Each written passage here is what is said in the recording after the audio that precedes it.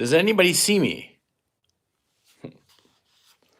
I'll wait around and see if anybody comments. Hang on a second. Let me just. Let's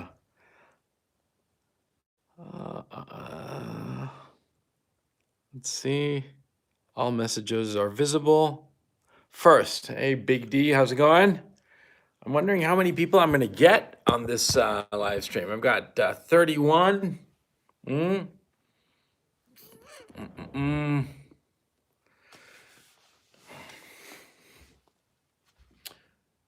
And why am I doing this live stream? Oh, hang on a second. I wonder if should I put these on or not? Can you guys hear me properly? Hit me with a +1 if you guys can hear me properly, and hit me with a 0 if you can't.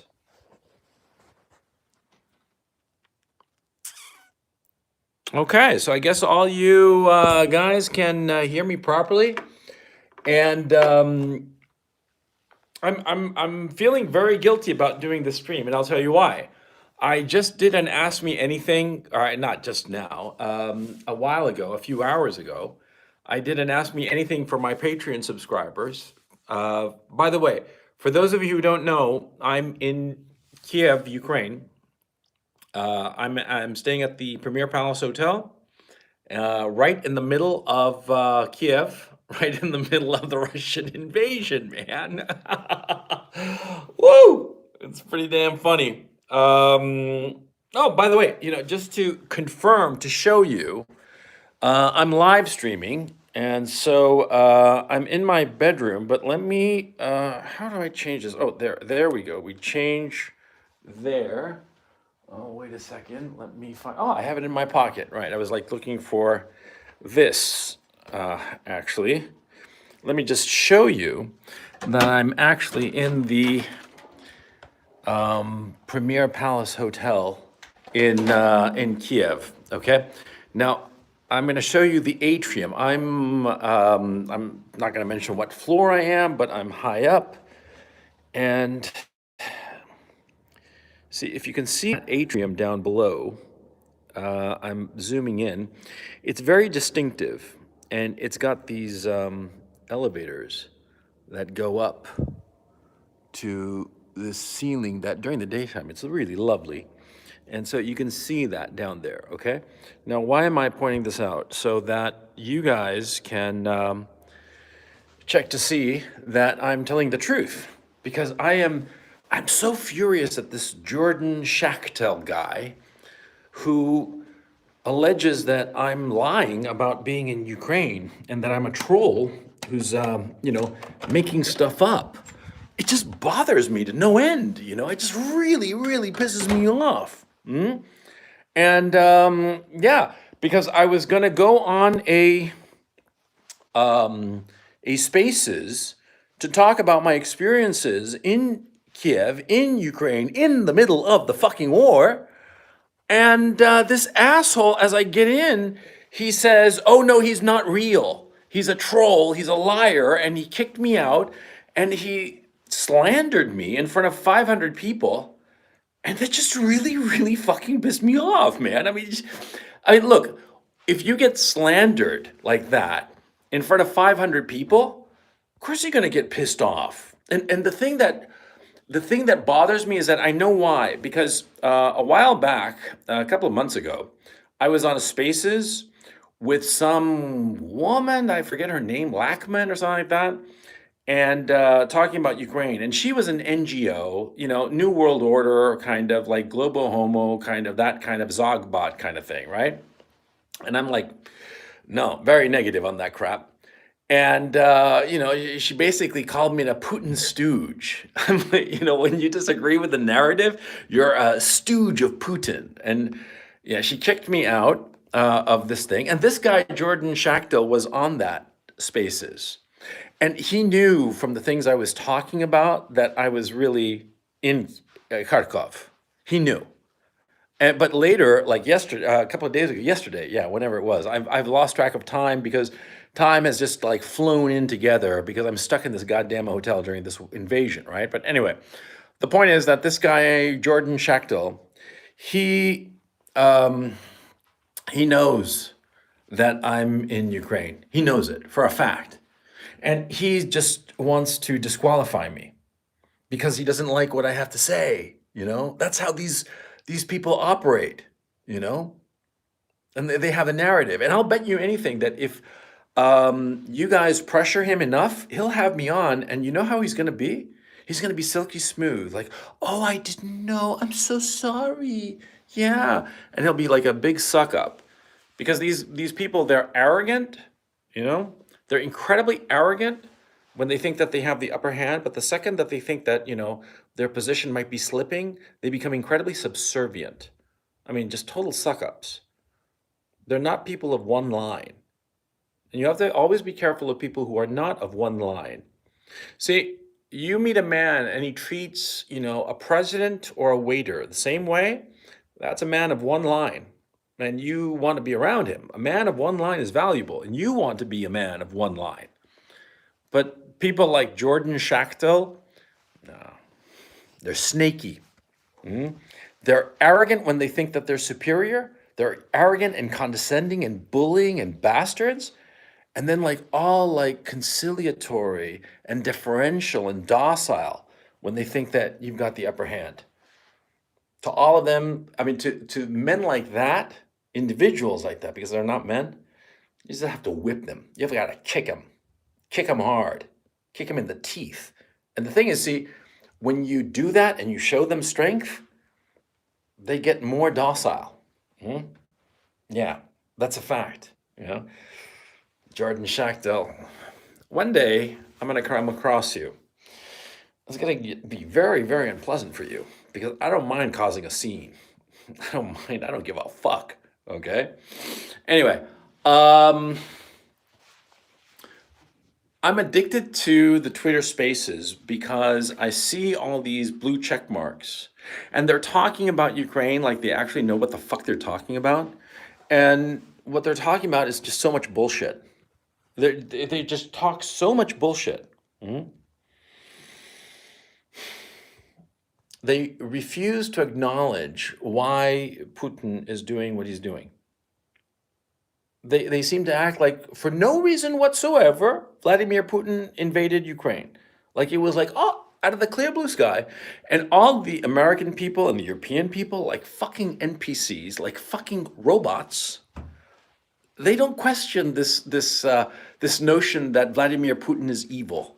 It's just evil. You know, he just woke up one day and because he's evil, he decided, oh, you know, I'm going to invade Ukraine. Yeah, because I'm evil. What bullshit, man. I mean, come on. I mean, think here. You wake up in the morning and you're hungry. You're hungry because, you know, you slept a good 8 hours, you know, and you wake up and your belly's rumbling. And so what do? You get up and go to the kitchen and you're like, oh shit, I forgot to buy food. I don't have anything in the refrigerator. So fuck it. You throw some clothes on, you go out, you go to the shop nearby, buy some food, walk back home, and sit down and eat your food, right? Why did you go to the supermarket or the store or whatever? Well, because you were hungry. You were motivated. You had a reason to go to the store. You had a reason to not take a shower and just like throw on some clothes and just go. The reason was you were hungry. You were motivated, right? And it's a trivial incident, right? That you decided, shit, man, I'm fucking hungry. I'm not gonna shower. I'm not gonna shave, you know, I'm not gonna put on any deodorant or anything. I mean, the BO will just have to do. I'm just gonna throw on a t-shirt and jeans and a long overcoat and just rush out there to the shop, buy some food, come back and eat because I'm fucking starving, man. Right? You're motivated. Imagine going to war. Imagine you're not just a leader, but you have like a whole class of people, ministers and generals and undersecretaries and assistant ministers and all kinds of a whole bureaucratic apparatus. And you decide to go to war. But not only that, this entire bureaucratic apparatus of very smart people, I mean, these are capable people, okay? They're not fools. They're smart, educated. I mean, they got IQs up the wazoo. I mean, You take the average of these fuckers, they're probably 135 to 150 average. I mean, these guys are smart, okay? All of them are. When you get to that level in any country, the people who are going to be leading it, they're going to be, if anything, they're going to have IQ points. So all of these people with very high IQ points, incredible education, incredible experience, very capable individuals, they're all on board with the evil leader who wants to invade some poor innocent little country. And for no reason whatsoever, they decide to invade it. Does that make any sense to you? Does that make any sense whatsoever to you that all of these bureaucrats, these ministers, men with a lot of brain power, they all just decide to follow a leader off a cliff for no reason whatsoever? Does that make any sense at all? Or could it be, and I'm just spitballing here, could it be that the Putin and his whole merry gang, they decided to invade Ukraine because they had a really, really fucking good reason, or a series of reasons? Could it be that? I mean, riddle me this, Batman.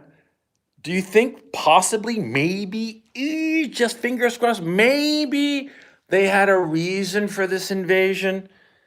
Maybe, just maybe, I'm just spitballing here, but maybe they were provoked. And that it wasn't just like, hey, dude, man, I'm really bored this week. My hot young Russian mistress is away, in Milan shopping. I got nothing better to do. So let's go fucking invade Ukraine. Yeah, let's go. Dude, man, it'll be fun, man. We'll ride like a Tiger truck and just like shoot shit with the 50 cal. It ain't gonna get laid this week, so they might as well invade a country. Do you think honestly that was the reason? Huh?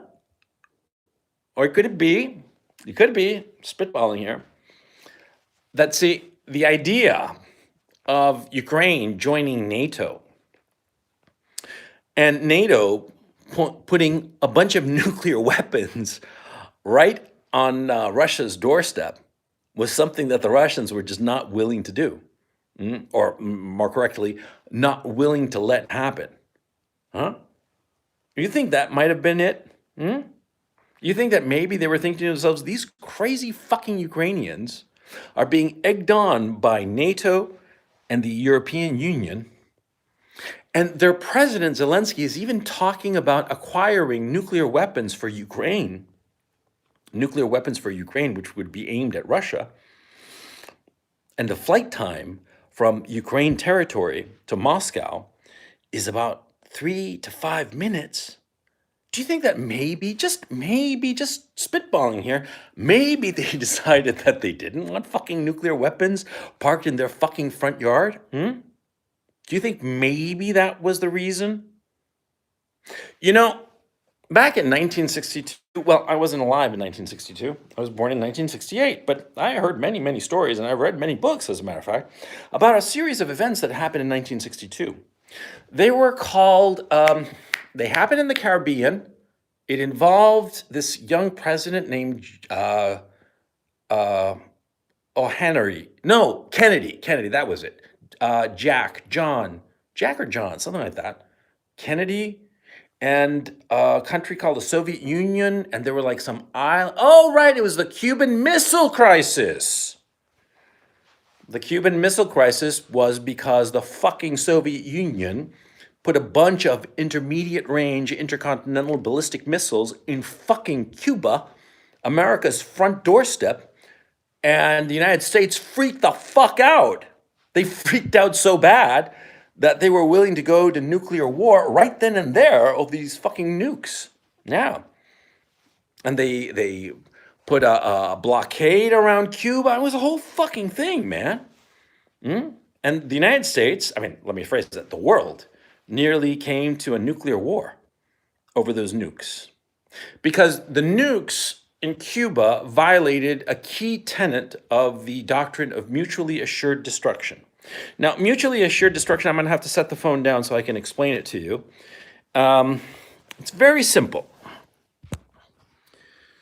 See, and I hope my audio is all right. Let me adjust the camera there so I look handsome as possible, or at least less ugly than usual. Now, mutually assured destruction is this. See, you've got nuclear weapons, I got nuclear weapons, right? Okay, so what happens is, see, mutually assured destruction means if I shoot my nuclear weapons, it's going to take some time. It's going to take, an hour or so for the missiles to get. I mean, they have to go all the way around the world, right? I shoot my nuclear missiles and my radars are going to pick it up. And so I shoot my nuclear missiles.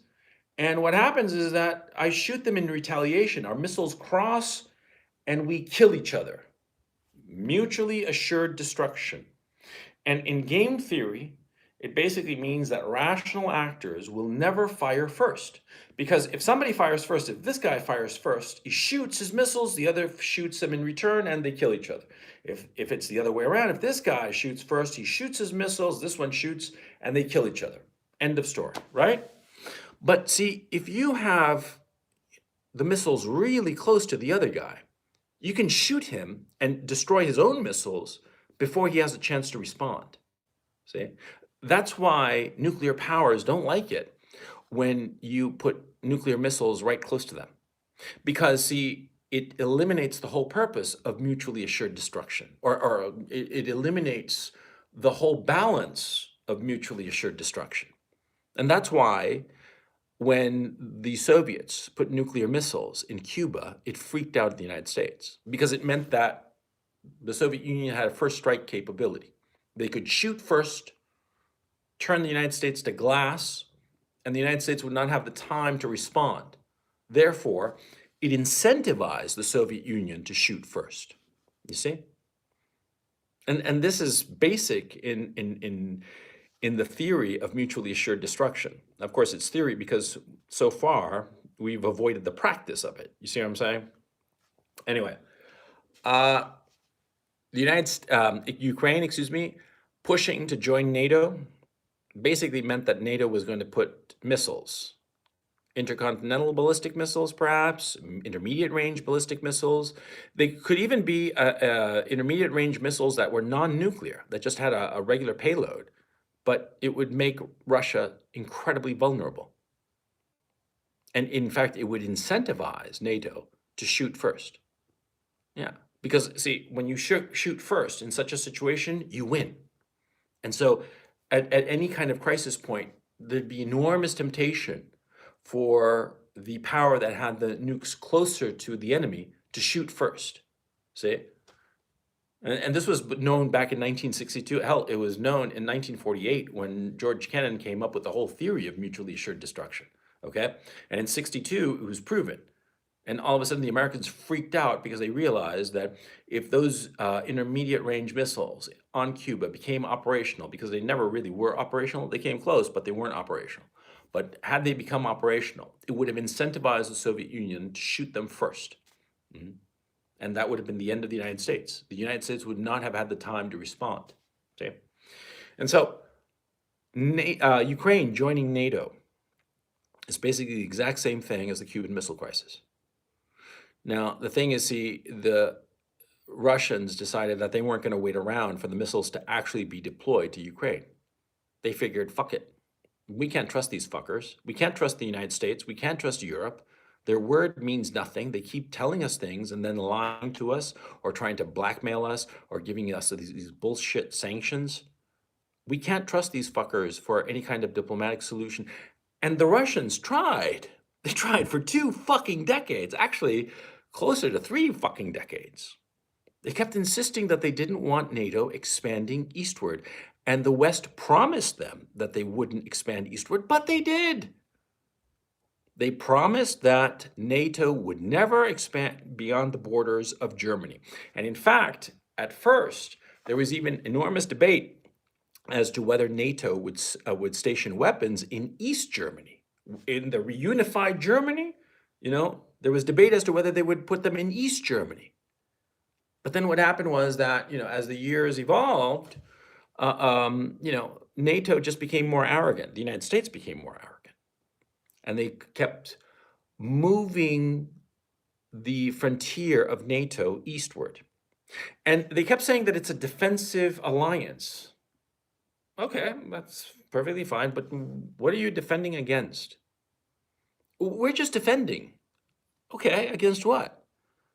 Well, there are no enemies. Well, there's one big country that's not a member of NATO. So I guess, we're not trying to do anything, but why is Russia so upset with us expanding?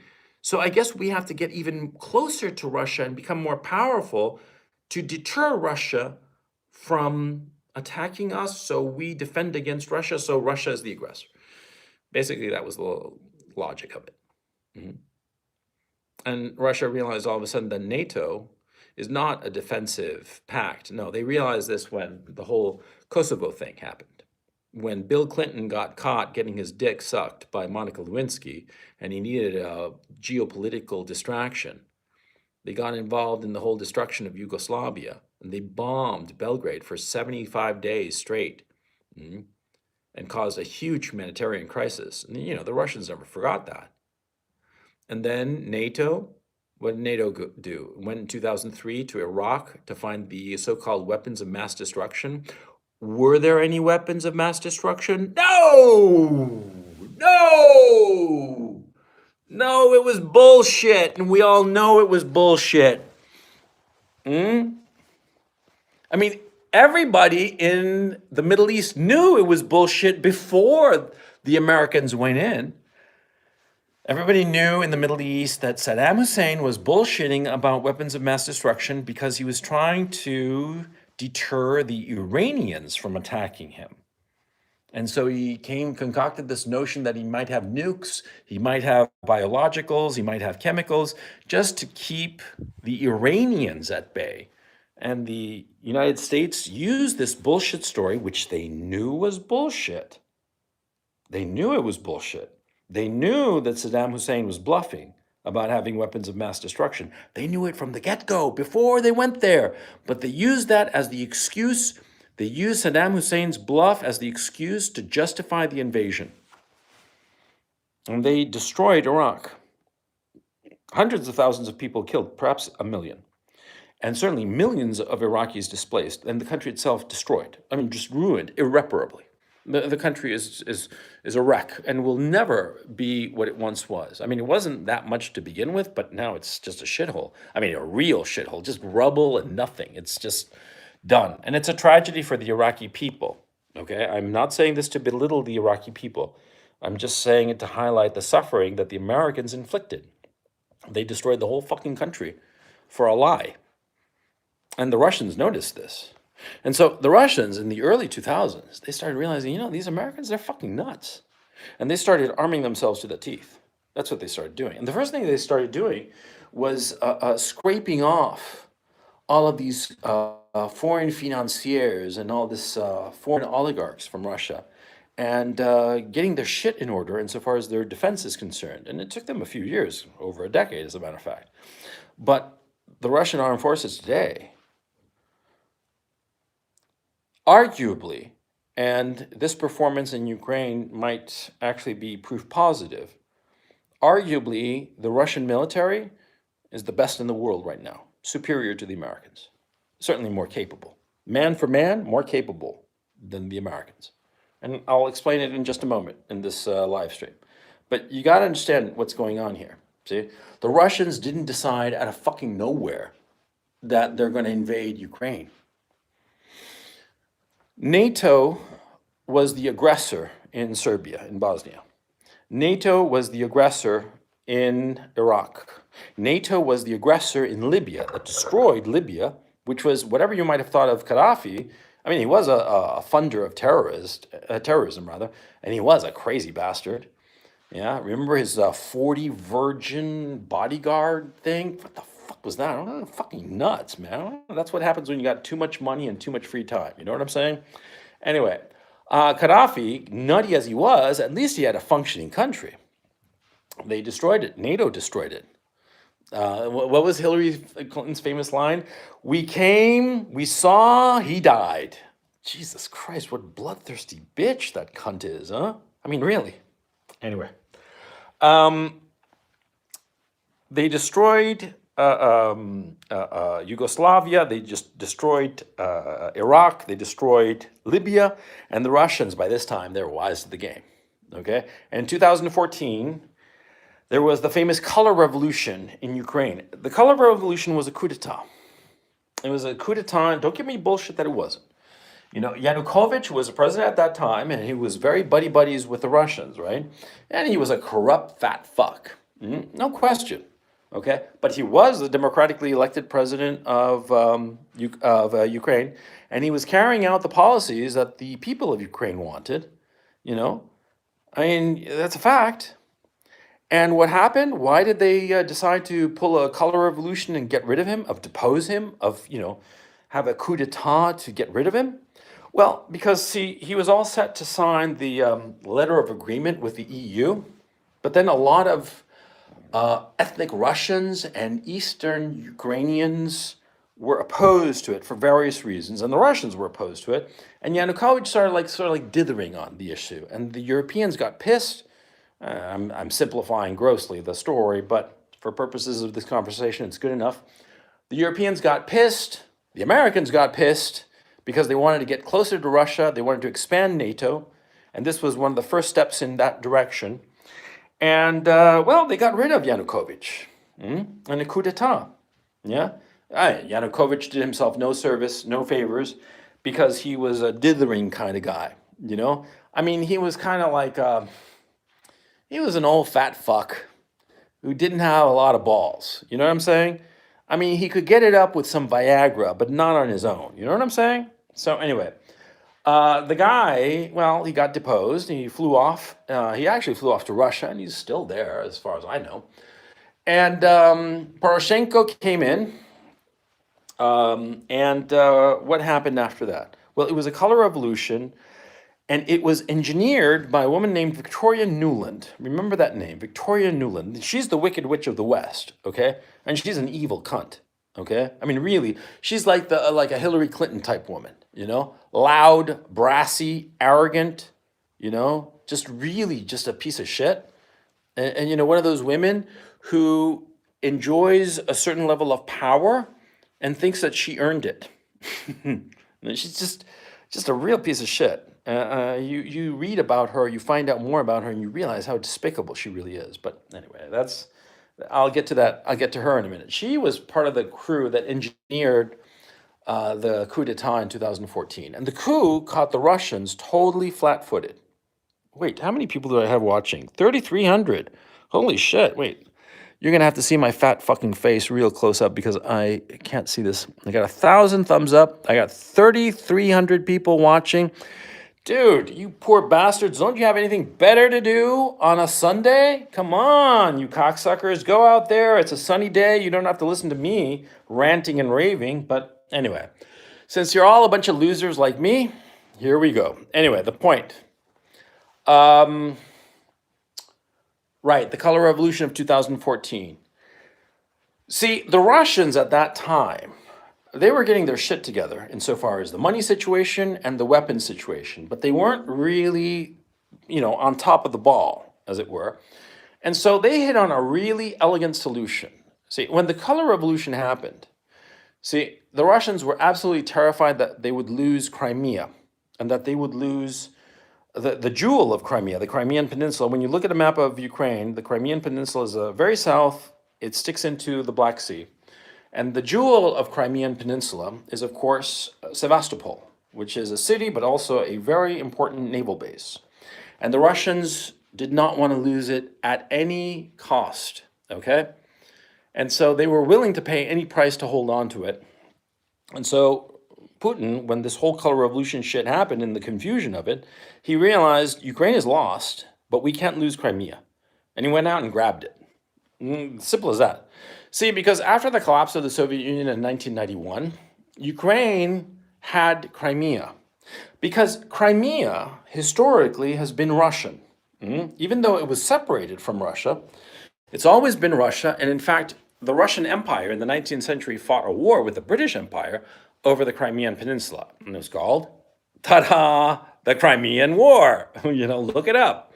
And so anyway, the point is, and by the way, the charge of the Light Brigade, I do believe it happened there. But anyway, the point is that the Russians, the Russian Empire in the 19th century, Crimea was theirs. The Soviet Union in the 20th century, Crimea was theirs. The Russian Federation, the inheritors of the Soviet Union, well, they considered Crimea theirs, but in 1954, Nikita Khrushchev had assigned Crimea administratively to the Ukrainian SSR, okay, which is the internal division of the Soviet Union. And see, it was an administrative determination. But what happened was the collapse of the Soviet Union in 1991. That administrative decision led to Ukraine in 1991 breaking away from the Soviet Union and owning Crimea.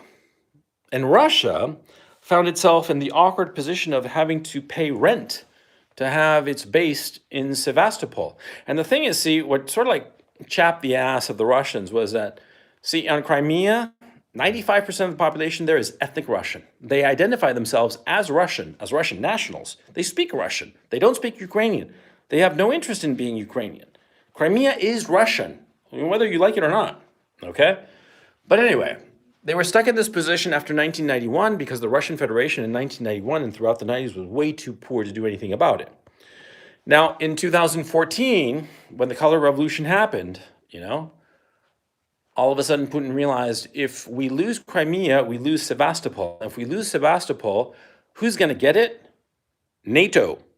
And they didn't want that. And so the Russians went out and grabbed Crimea. They grabbed it. And they didn't actually have to go there because they had the military personnel right there on the base. It's a military base. They had like 60,000 troops on the base before the whole Color Revolution, just as, just the way you have 60,000 troops at Fort Bragg, Georgia, or whatever the hell, And so those troops just went out there and took over the island. That's that, okay? And the peninsula, rather, not the island. And they had a plebiscite of the population. The plebiscite was probably bent, but not by a lot, okay? Because the people there felt Russian, and most of them anyway, were like the husbands and wives and kids of the military personnel at Sevastopol, or not all of them, of course, but a huge chunk. I mean, it's like, yeah. So Crimea became part of Russia, but Ukraine never recognized that. But even with Crimea, the Russians realized that they were going to have severe problems with Ukraine and NATO. And so they hit on a very elegant solution. It's extremely elegant and extremely cheap. And it's very important because you see, when you decide to do like some sort of military operation, you have to factor in the costs of it. See? And the Russians, the Russians, they have limited resources and they're aware of that and they act appropriately. And a lot of times they act as if they have limited resources even when they don't. There's a famous story, and I've told this story many times before. It's a true story that during the space race in the 60s, NASA spent over $1 million developing a pen that could be used in zero gravity. Because of course, in zero gravity, the ink flows down because of gravity, right? When you're in zero gravity, no gravity, you're in space, and therefore the ink is not going to flow to the tip and be able to write. So they developed a hydraulic pen for over $1 million that would push forward the ink so that you could write, mimicking the effect of gravity. They spent $1 million on this zero gravity pen. And you know what the Russians did when they had the same problem? They used a pencil. Yeah, that's the Russian way. Why spend $1 million? Just use a fucking pencil. I mean, that's an elegant solution. And frankly, it's more clever than developing a zero gravity pen, as far as I'm concerned, because yeah, you have a problem and you make do. The Russians had a problem in 2014. Even though they had Crimea, they didn't want Ukraine joining NATO. How to avoid this fate? How to avoid Ukraine joining NATO? Very simple. See, in the NATO bylaws, in the articles of NATO, no new member can join if they are in conflict, either external conflict or internal conflict. And so the Russians hit on this very nifty solution. The southeastern regions of Ukraine, specifically around the cities of Donetsk and Lugansk, they are predominantly Russian. And there have always been Russian separatists there. And so the Russians, the Russian Federation, the Kremlin, they started feeding these separatists money and weapons, on the sly, of course. And all of a sudden, these gangsters, because they declared themselves the Lugansk People's Republic and the Donetsk People's Republic, and they broke away from Ukraine. And the Ukrainians sent their army to restore order, and all of a sudden you have this very low-grade civil war. That's basically what happened. And so the Ukrainians, rather than being able to join NATO, all of a sudden have this problem, in their southeast flank. And they are, trying to put these guys down, but they can't because the Russians are feeding them money and guns. And also training and discipline and the whole shebang, the whole spectrum of what you need to keep up an insurgency at low cost. And it was very, very cheap for the Russians. I mean, it was their pencil solution to the problem. See, instead of spending millions of dollars, instead of invading Ukraine, no. What they did was that they just fed money to these separatists, and the separatists did the job for them. All of a sudden, Ukraine becomes radioactive to NATO because of the rules, because NATO all of a sudden realizes if Ukraine joins, then NATO as a whole has to go and deal with this problem one way or the other. It gets sucked into a war, that where does the war end? Who knows? And fuck it, right? That's what NATO says. And Ukraine is desperate to put down this whole thing. And of course, the Russians are very adamant about keeping it rolling, and they keep it rolling. Now, I'm going to skip the diplomatic efforts and 2015 and the Minsk Agreements and all that because it's long and tedious, and it's not particularly relevant to the story I want to tell. The story I want to get to is basically the Minsk Agreement, just to polish that off because it plays a peripheral role. In 2015, Angela Merkel, for various reasons, and François Hollande, the then president of France, they wrangled the representatives of the Donetsk and Lugansk People's Republics and rounded them up in Minsk and with the Ukrainian government, and they decided on a path to settling the problem. And it depended on Ukraine negotiating directly with these people's republics, with these breakaway republics, as they became called. And I'll call them that for the rest of this because, And so what happened was that, Ukraine was not happy about this, but for reasons that were important at the time that now are trivial, they agreed to it, and that's that. And so there's the Minsk Agreements that were ratified by the United Nations Security Council, by the way. This agreement was ratified. It wasn't like, just some random bullshit. No, it was like a real deal, okay? And this was the pathway to peace in the region.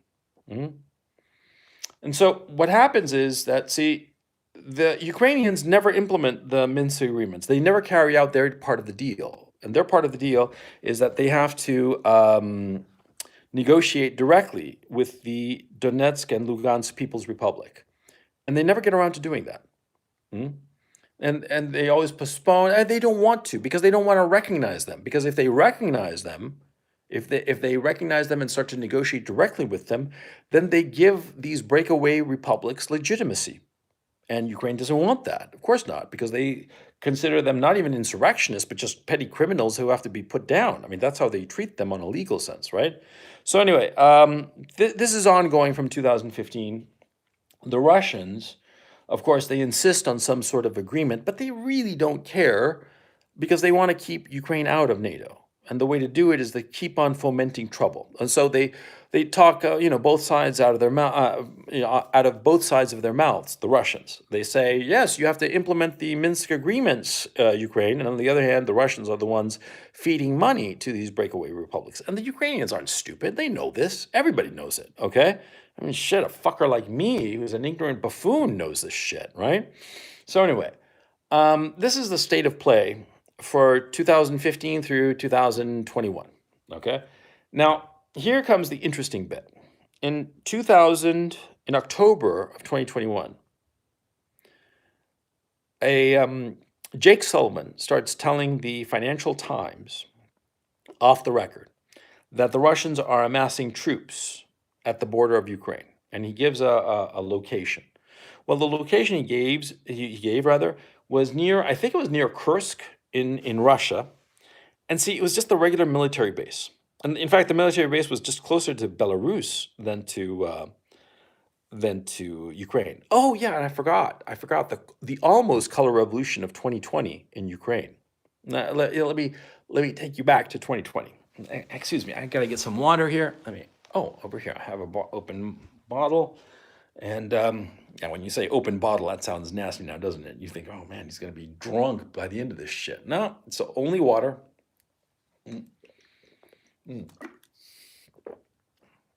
Yeah, I went to a store and bought this. Yeah, I use the word for water in Russian. Yeah, I don't know that many words in Russian, but I know the word for water. It's a vodka. A vodka. Yeah, and give me that. And yeah, it's pretty good. Bad joke. Okay. Dad joke. I know. Fuck off. Anyway, the point in 2020, they started fomenting a color revolution in Belarus with the same purpose of bringing NATO closer to Russia. Because NATO has become let's step back. Why does NATO hate Russia so much? Why does NATO want to get so close to Russia? See, this is a key question. Well, because you see, there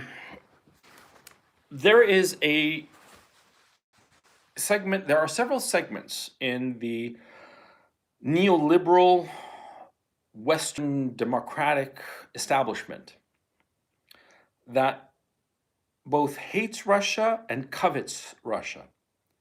See, how can I put this delicately? There is a significant number of people of a certain ethnic group that hate Russia with a passion for historical reasons, ancient historical reasons. And even though these people now live in the United States, are American citizens, and they dress like American citizens in powerful positions in the establishment, they hate Russia with a passion. They hate it. From way back when, from persecutions of the times of the czars, but not even the czars of the 19th century, but I'm talking like 14th century shit. I mean, it's an ancient ethnic hatred that goes back centuries, almost a millennia, okay? If you're interested in reading about it, you should check out Alexander Solzhenitsyn's very famous book, 200 Years Together. Yes, it's one of those prohibited books that has never been translated into English, although there are unofficial translations floating around on the internet. It's pretty easy to find if you know where to look. You just Google this shit. Google 200 Years Together PDF, and you'll find plenty of different versions of it. Anyway, the point is this ethnic group hates Russia with a passion and wants to see it destroyed. Okay? Now, there's another section of the American European establishment that wants to see Ukraine be exploited like it was back in the 90s, and covets rather, Russia's natural resources, because Russia is a huge country and has colossal natural resources of all sorts. And these financiers and these capitalists want those natural resources. And then there's a third component where there is the national security sector that wants, number one, money for weapon systems to fight Russia, and number two, wants to see Russia destroyed for ego reasons. Okay? I mean, in the West, the Russians have a lot of enemies, and you say that the Russians are paranoid. No, no, no, no, no. I mean, like the saying goes, it's not paranoid if they're after you. Okay? Yeah, they're after them. They hate the Russians, at least these three groups, and others too, for various reasons. I mean, reasons that have little to do with Russia, if you think about it, and have everything to do with their own private psychoses or their own greed or evil, call it what you will. Anyway, the point. See, they want to get as close to Russia as possible. They want to break up Russia. They don't want a unified Russia. They want to break it up, okay? And they want to exploit it and just suck it dry. I mean, like a vampire squid right to the face. You know what I'm talking about? Anyway, the Russians, they're wise to this situation. Of course, they don't want it. They don't want their own destruction, right? And Russia's got plenty of problems of its own, demographic problems, problems with abortion that's limiting its demographic growth, all kinds of shit like that. But let's leave that aside for now. I mean, they're aware of this. Everybody's aware of it. But the Russians, the demographic problem is serious, but they've got this imminent problem of this cabal in the West that really wants them dead and destroyed and destitute and just broken apart. And so what they decide to do is they're going to arm themselves to the teeth, and they're going to make a lot of money and build up a war chest of a lot of fucking money. And they do. Now, in 2020, the West tried to engineer another color revolution, this time in Belarus. They wanted to get rid of Lukashenko, who's been the president/dictator of Belarus since 1994 or 1991, actually. And it's way back. The guy was actually a member of the Politburo of the Soviet Union back in the day. Yeah, he goes way back. Anyway, this guy, he's corrupt, nepotistic. I mean, all kinds of nastiness, right? And this fucker has played both sides off the middle, the Europeans and the Russians off against each other for his own benefit. Good on him, I mean, he's caught between the Europeans and the Russians, and so why the fuck not, right? But the thing is, the Europeans and the Americans and NATO want to get rid of him with this color revolution, and so he throws his lot in with Uncle Vlad, or Uncle Vovia. Vovia, I think, or Vlad. I don't know how the fuck, the shortened name of Vladimir is, but anyway, you get the point. Lukashenko gets to be awfully close to Putin because Putin saves his bacon.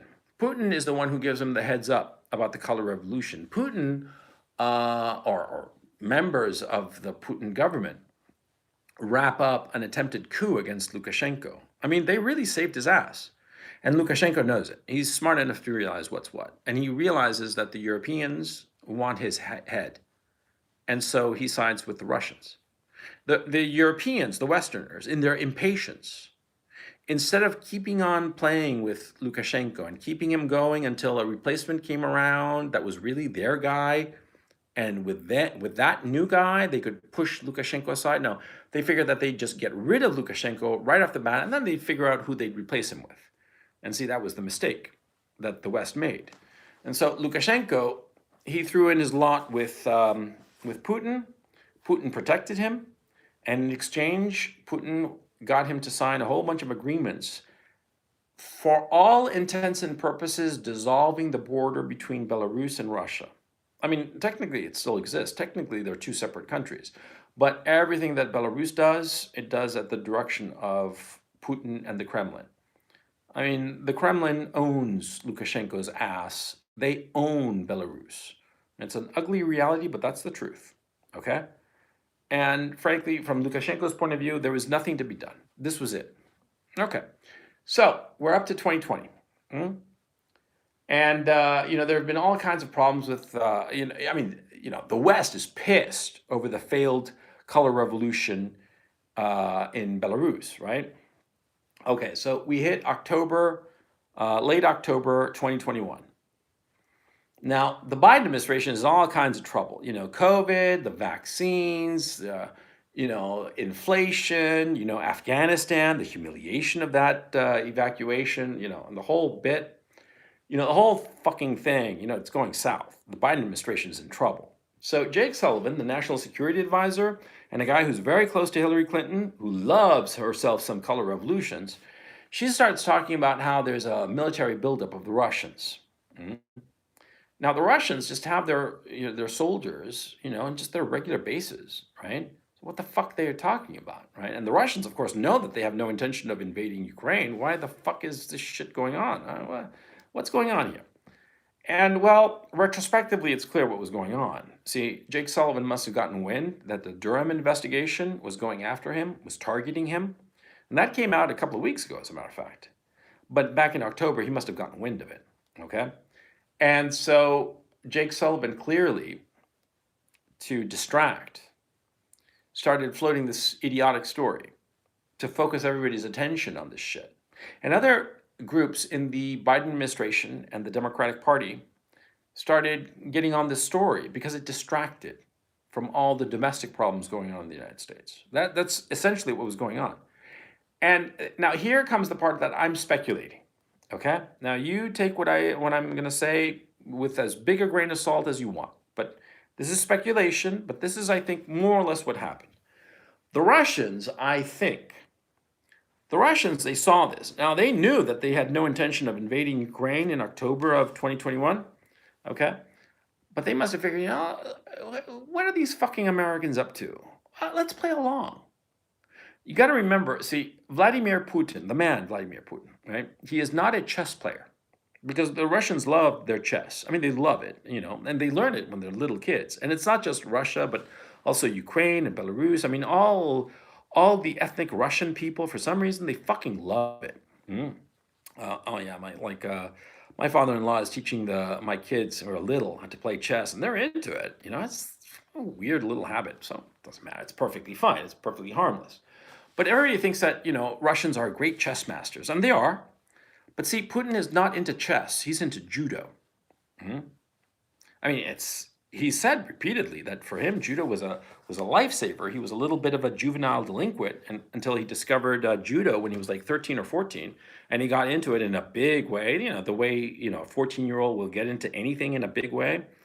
And he pursued judo very, very diligently, and he got to be pretty good at it. And what's the whole principle of judo? It's two things. Number one, using your enemy's force against him. And the other is decisiveness. Now, these are two very, very important qualities. Using your enemy's force against him and decisiveness. Okay? Now, I once saw something really charming, I thought. It was a video of Vladimir Putin in a judo outfit. And this scrawny little kid, he must have been like I'd say maybe 11 or 12 years old, but before, hitting puberty, still a boy, right? Not quite a young man.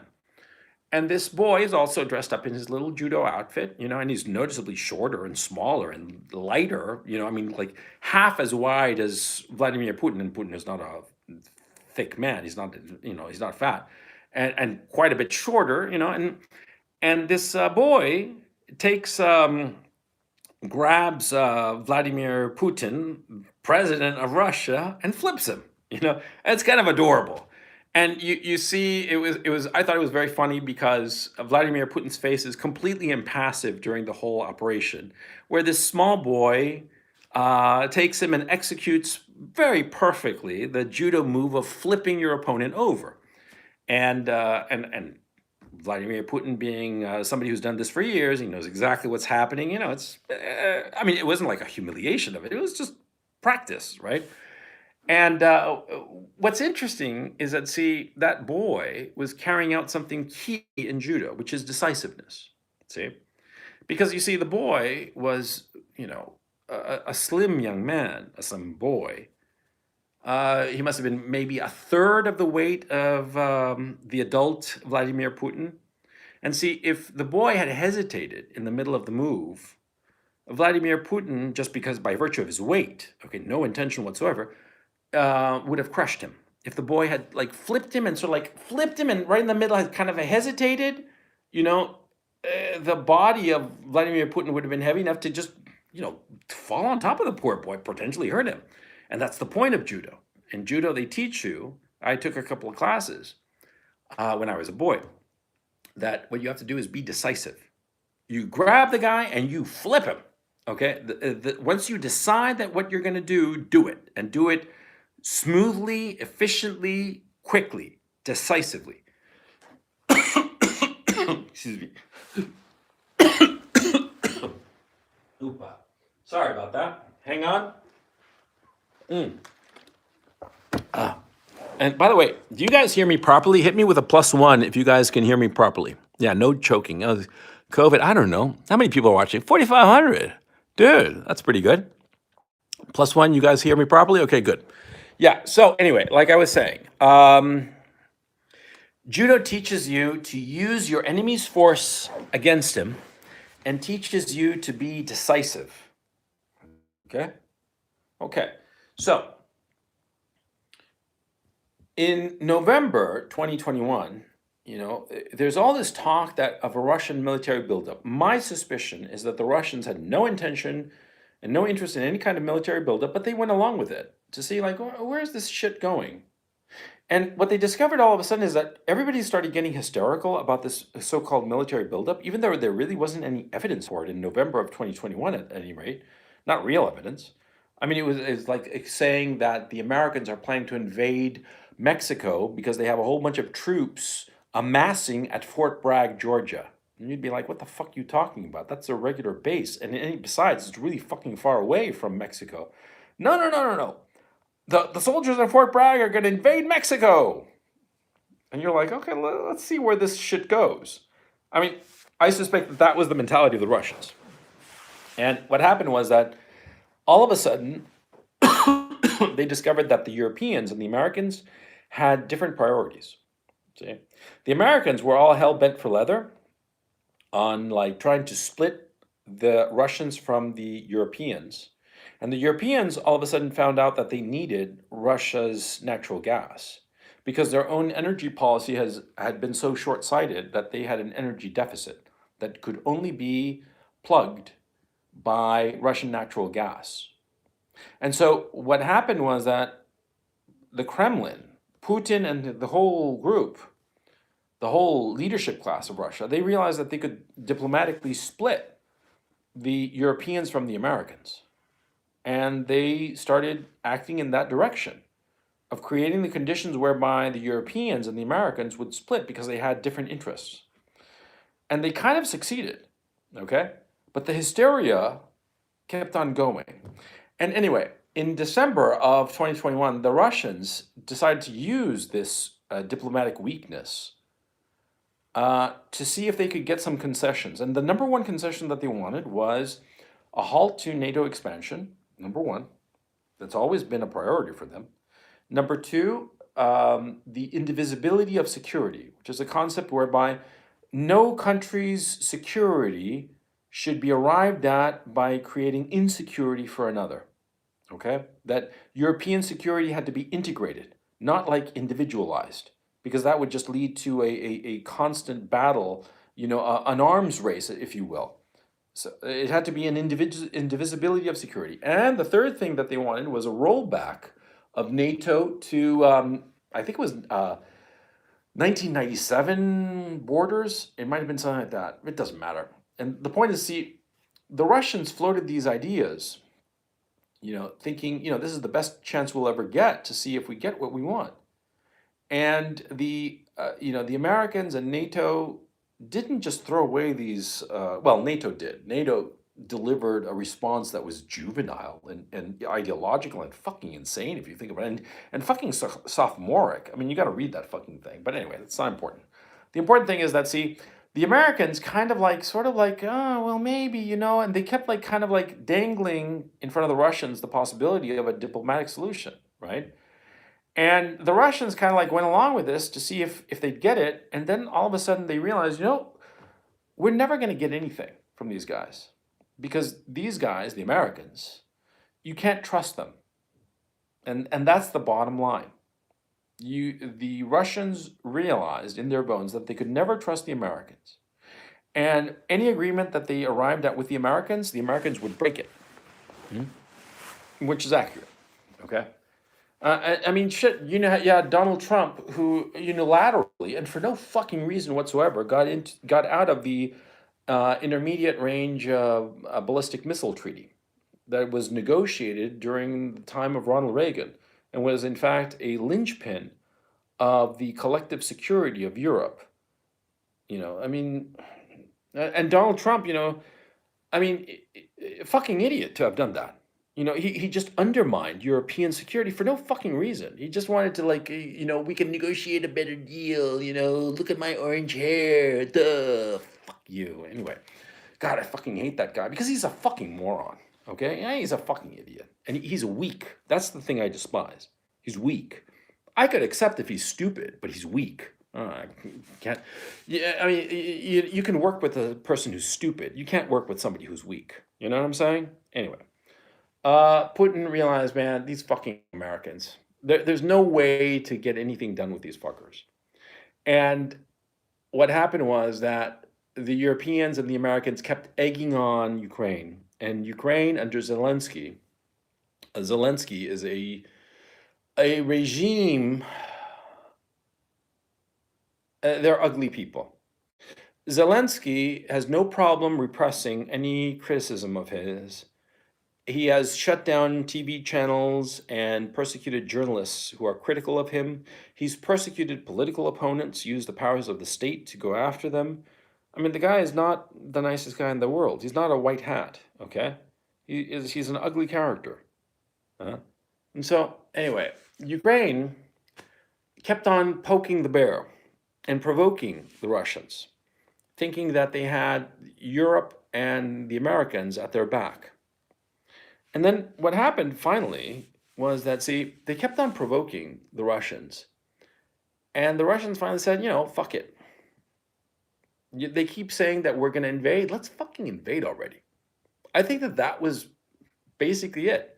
And I think also, too, and it's actually been proven, this part I'm gonna say originally was my speculation, but it has proven to be true. And my speculation, which I arrived at the very start of this war and was confirmed a couple of days ago, was that when there was the Munich summit with all the leaders, you know, talking about all kinds of diplomatic bullshit, and Zelensky, the president of Ukraine, started floating the idea that Ukraine should reacquire nuclear weapons and nuclear missiles to protect itself, and none of the other leaders of the Western democracies there said a peep, said how fucking insane that idea was.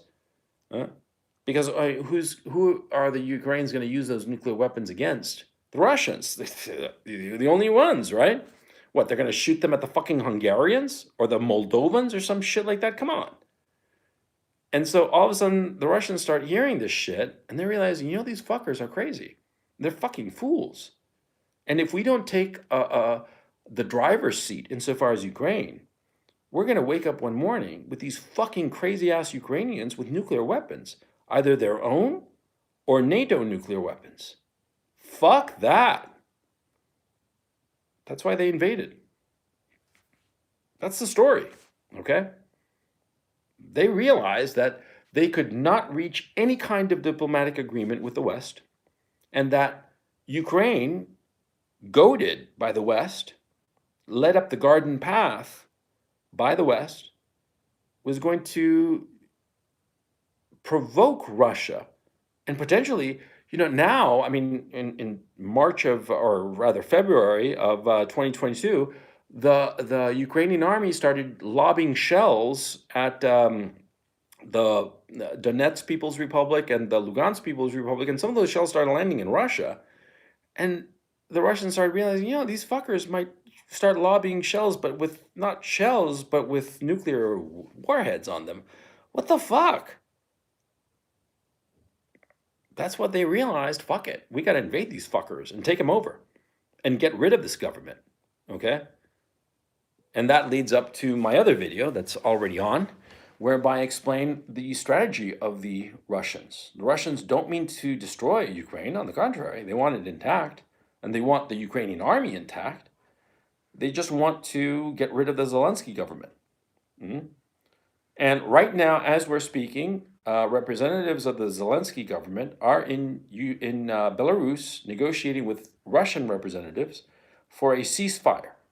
And everything is on the table. And we're not even 4 days into this invasion. It started Friday morning, Saturday morning, Sunday morning.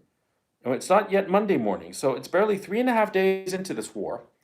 And the Ukrainians are suing for peace. They're trying to pretend that they're not. And the Ukrainians are very, very good at the information warfare game. But see, the Russians are good at the warfare game. Okay? Not so good at information warfare game, but very good at the just plain old warfare game. And at the end of the day, only one of those kinds of warfare matters. I'll give you three guesses, but you're only going to need one. You know what I'm saying? So the Russians are winning this war. And by the way, I have to say this, and I'm adamant about this. Why is it that every fucking talking head on Twitter and whatever the fuck thinks that the Russians are losing? I mean, it's so fucking unrealistic and stupid. The war has been going on. As I'm speaking to you now, it's about 11 p.m. local time or something like that. So it's been going on for roughly 90 hours. Mm. And in 90 hours, the Russians have conquered more territory than the Americans did in the same amount of time in the 2003 invasion of Iraq. And the difference, of course, is that in Iraq, the Americans spent like a month or so leveling the whole fucking country with 24/7 airstrikes all over the fucking place, destroying every bit of infrastructure in that country. And only then did they roll in. And they still have captured then in 2003 less territory than the Russians have captured today, in the same amount of time, of course. See, the Russian offensive, when you look at it from a military history perspective, is one of the most brilliant in history. Certainly the fastest and most effective mechanized invasion in history. I mean, it blows away the German Blitzkrieg. We always talk about the German Blitzkrieg as if it's the bee's knees of mechanized warfare. And what happens is that, see, the military imagination focuses on the Netherlands and Belgium, of how the Germans swept through the Netherlands and Belgium into France. Because in our imaginations, the Netherlands and Belgium are very, very big. But see, in actual geographic terms, they're very small. See? And that's why the German offensive, the Blitzkrieg, across Northern Europe, mentally, psychologically seems like a huge deal. But when you're actually there on the ground, it's nothing. I mean, I got my motorcycle, I got a motorcycle in Netherlands when I was living there, and I rode all over the fucking country. I mean, the greatest distance I covered was from Amsterdam to Maastricht. It took me 2.5 hours, and at a leisurely pace on the freeway. Okay, it's not that fucking big, and so of course that blitzkrieg seems fast, but when you actually measure the territory conquered and the amount and the distance, it's nothing compared to what the Russians are doing today. Okay, and the Russian strategy is very obvious. It's to probe the cities, and whenever they meet resistance, to pull back and encircle. That's what they're doing. They're encircling the cities. They've encircled Kharkov, the second largest city of Ukraine. They are in the process of encircling Kiev. They're winning this war. No matter how you measure it, they are winning it, okay? And they are doing it, and they are avoiding big battles. It's just small arms skirmishes, and some light shelling. And you see all these rockets going, and you think, oh my God, it's light shelling. It's not that big of a deal, okay? In modern combat, it's not that big of a deal. And anyway, what's really been hit hard have been military targets, okay? The cities are pretty much untouched. So anyway, the point I'm trying to make is that the Russians are winning. And the people in the West talking about this war, they don't know what the fuck they're talking about. They don't seem to understand the mechanics of a military invasion, of tanks sweeping across the country. They think that this is like Formula One racing, that they can sweep across a country as big as Ukraine in an afternoon. Fucker, I rode my motorcycle, my BMW R1200 GSA Adventure, right?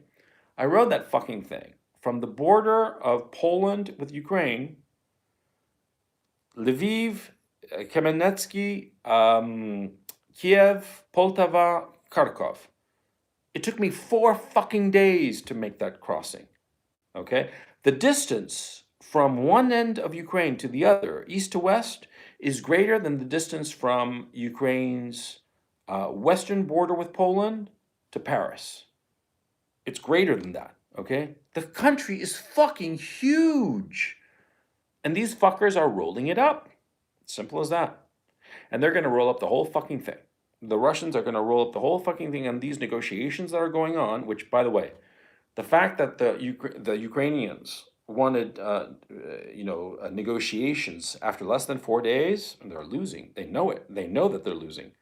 The fact that they are forcibly conscripting men between the ages of 18 and 60, which they are, that proves that they're losing, because you only resort to that kind of tactic, after the fourth, fifth month of grinding, fighting, of just grinding, meat grinding, kind of like war of attrition kind of shit.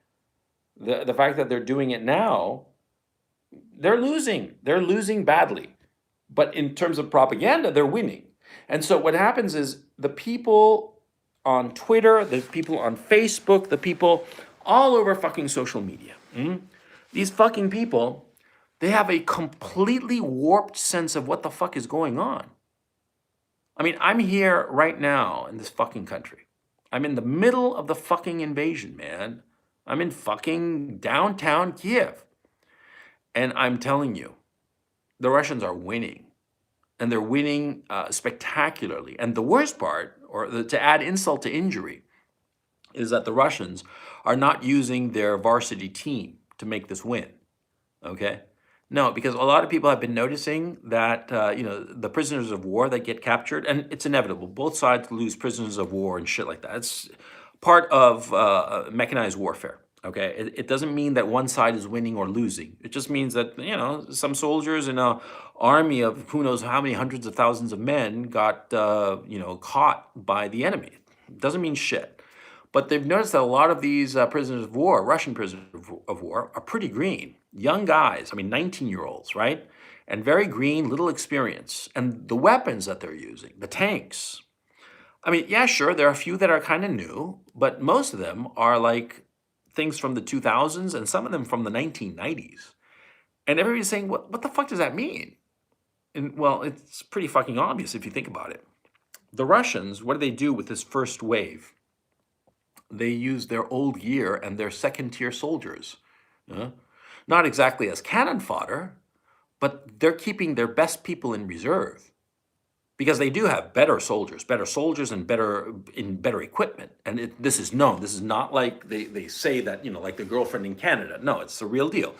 These guys have state-of-the-art tanks, state-of-the-art self-propelled weapons and stuff like that, and very badass motherfucking soldiers. Like the fuckers that they sent to Kazakhstan a couple of months ago. And I'll talk about that in a little bit, but the point. See, the Russians have primo soldiers. They have great soldiers, very well equipped, okay? But the people that they send the first wave, not so great, not so well equipped. Why? Well, because they wanted to probe to see what kind of defenses they'd get from the Ukrainians. And also because, you see, the Ukrainians defending their territory, they're going to use their best people to defend it. And so you use your second-tier people to wear down the best defenses, so that later your best soldiers are up against a worn-down defense, and you can wipe them out. See? That's the strategy. Also, I suspect another strategy, when you have second-tier soldiers, they go in and they do the heavy lifting of the first wave and the probing attacks and whatnot.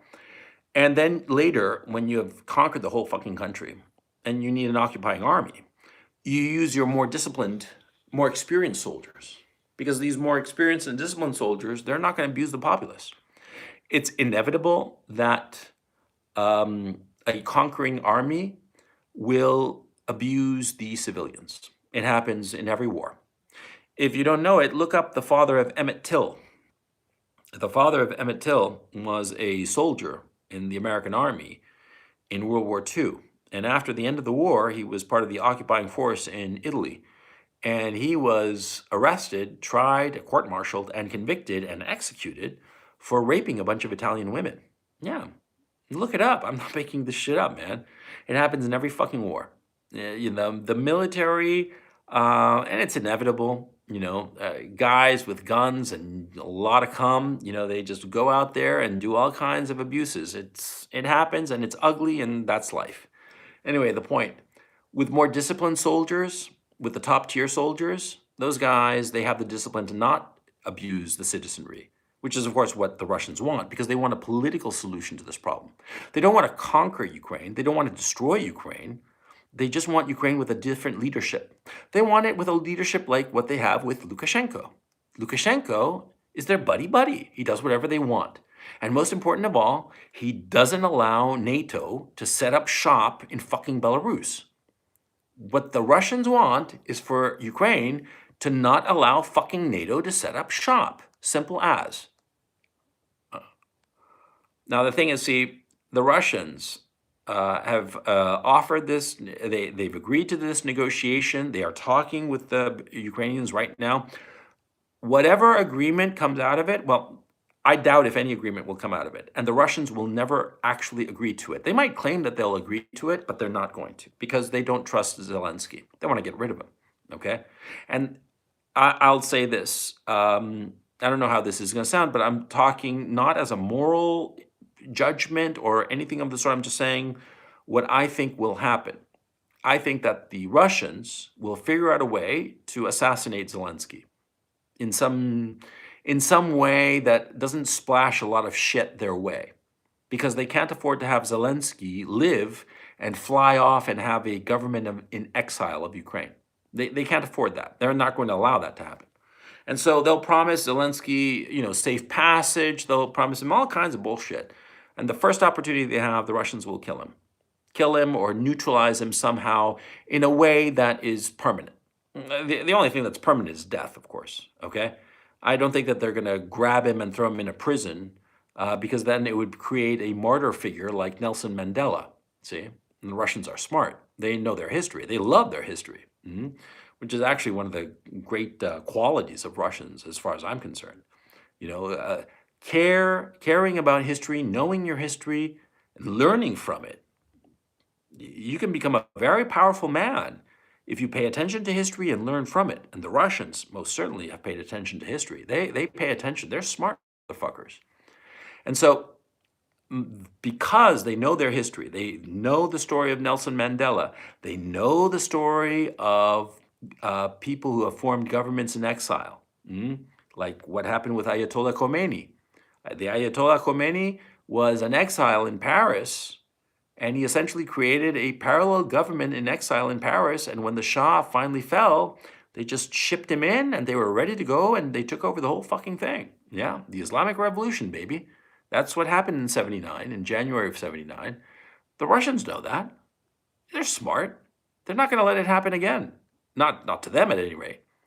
So as far as Zelensky is concerned, and Zelensky said that he's the #1 target for the Russians, and he's right. The Russians want him dead. And they'll agree to any conditions and this and that, and then they'll figure out a way to get rid of him, but permanently get rid of him. And I don't mean this in a nasty way. I'm just talking about purely as wargaming strategy. You know what I'm saying? Yeah. Anyway, they're going to install somebody, and look, they are going to conquer the whole fucking country. That's inevitable.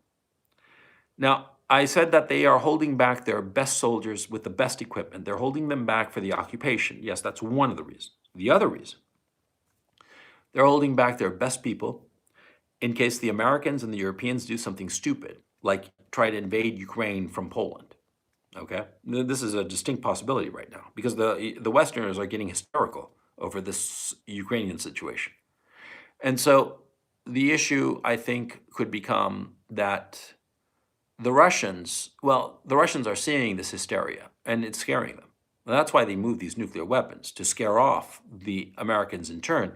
But I don't think it's having the effect that the Russians intended. They thought that they'd show off their nuclear weapon and say, and the West would sort of like calm down and be like rational, say, whoa, Nelly, let's chill the fuck out.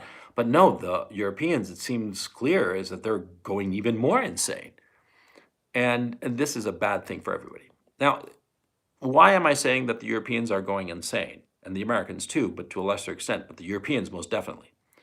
Well, the Europeans just now, the German Chancellor Olaf Scholz, pledged 100 billion euros over the next 2 years to beef up Germany's military. And that's a whole lot of fucking money in 2 years. I mean, that's a panic move. And the other thing too is that they're all hell-bent for leather on pulling Russia out of SWIFT.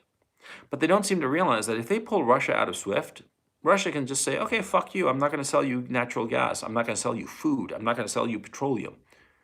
And Europe is fucked because you see, they import roughly half of all of those commodities from Russia or from Ukraine. And Russia now controls Ukraine. See? And so the Europeans in their panic are doing things that are self-destructive to them. And they don't seem to realize it. They're so panicked and so wigged out. And I think that here we're having a major, major problem because it's the Europeans and the Americans that are no longer thinking rationally. And all of this commentary that you're seeing online about how the Russians are losing this war, that they're not advancing quickly enough, and how come the Russians are not destroying all the infrastructure like we do, which is just stupid because of the reasons I mentioned, that the Americans like to destroy shit, but the Russians don't want to destroy shit. On the contrary, they want to capture it intact and in working order. That's why I'm able to talk to you on this fucking live stream. Because if the Russians wanted to destroy the infrastructure, I wouldn't be talking to you. And in fact, there wouldn't be any electricity where I am now. And in fact, there wouldn't be any running water, nice hot water, running water, no heating either, no fucking cell phone. No, it would be fucking dark if they wanted it. But they don't want it. That's why it's still on after nearly 4 days of combat. The Russians want to capture Ukraine intact in one piece, not break it, not like the Americans. The American way of war is to destroy. The Russian way of war is to capture and control, but never break, which makes complete sense, man. I mean, you say that the Russians acted immorally by invading Ukraine. Okay, fine.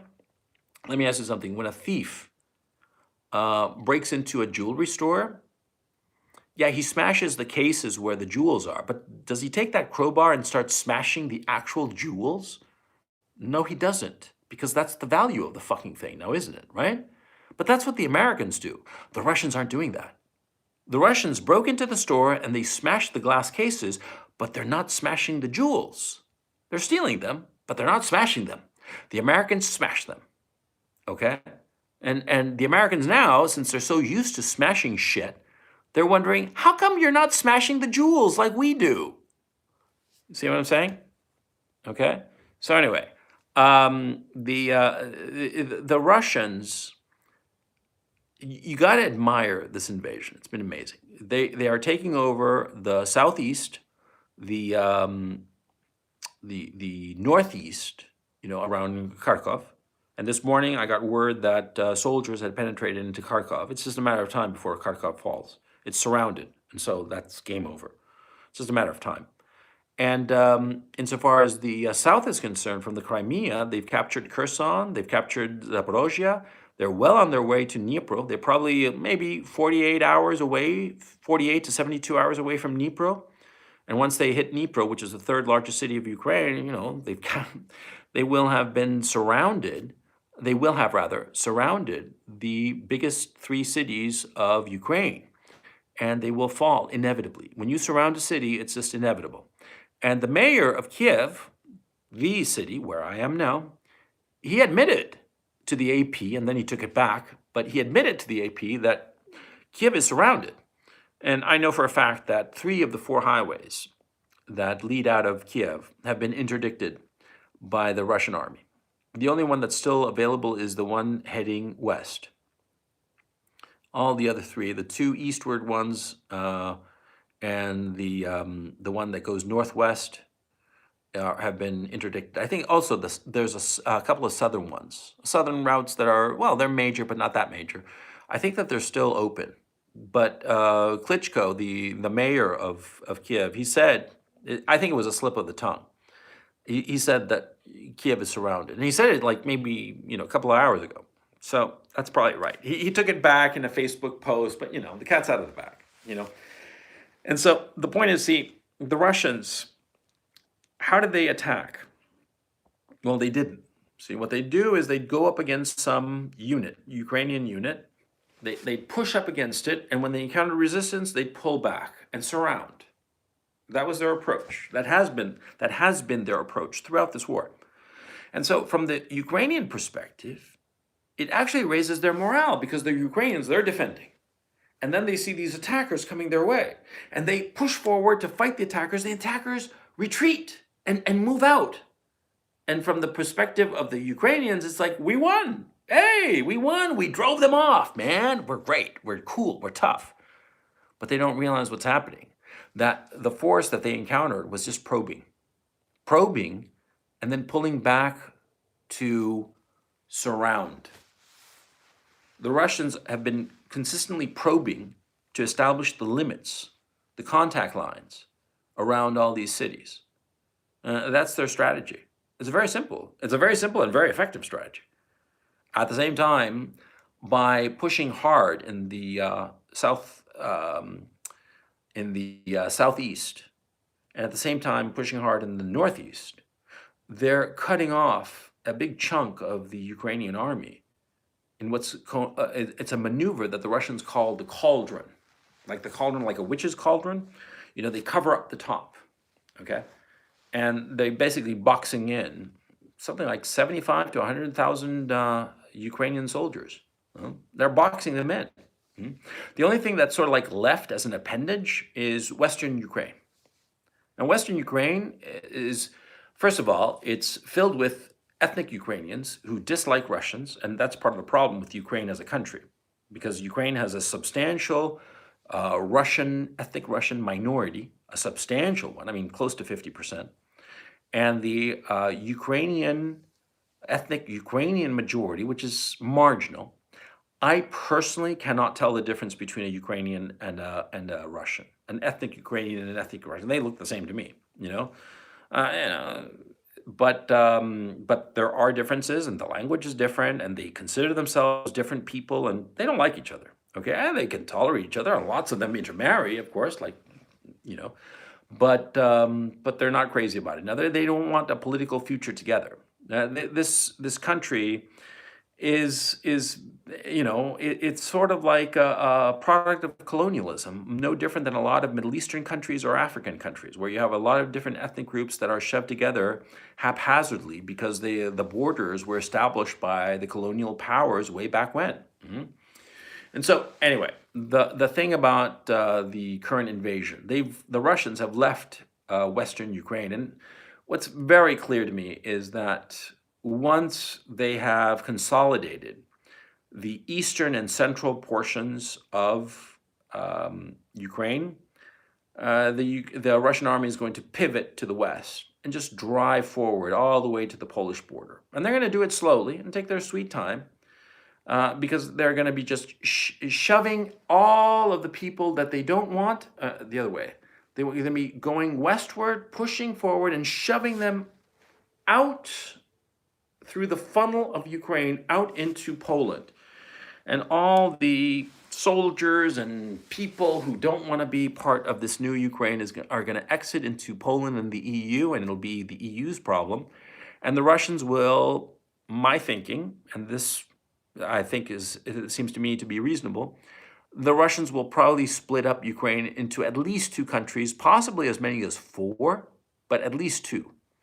There's going to be eastern and southern Ukraine, Odessa. I mean, if you look at a map, Kharkov, to your right-hand side, you're going to see Kharkov,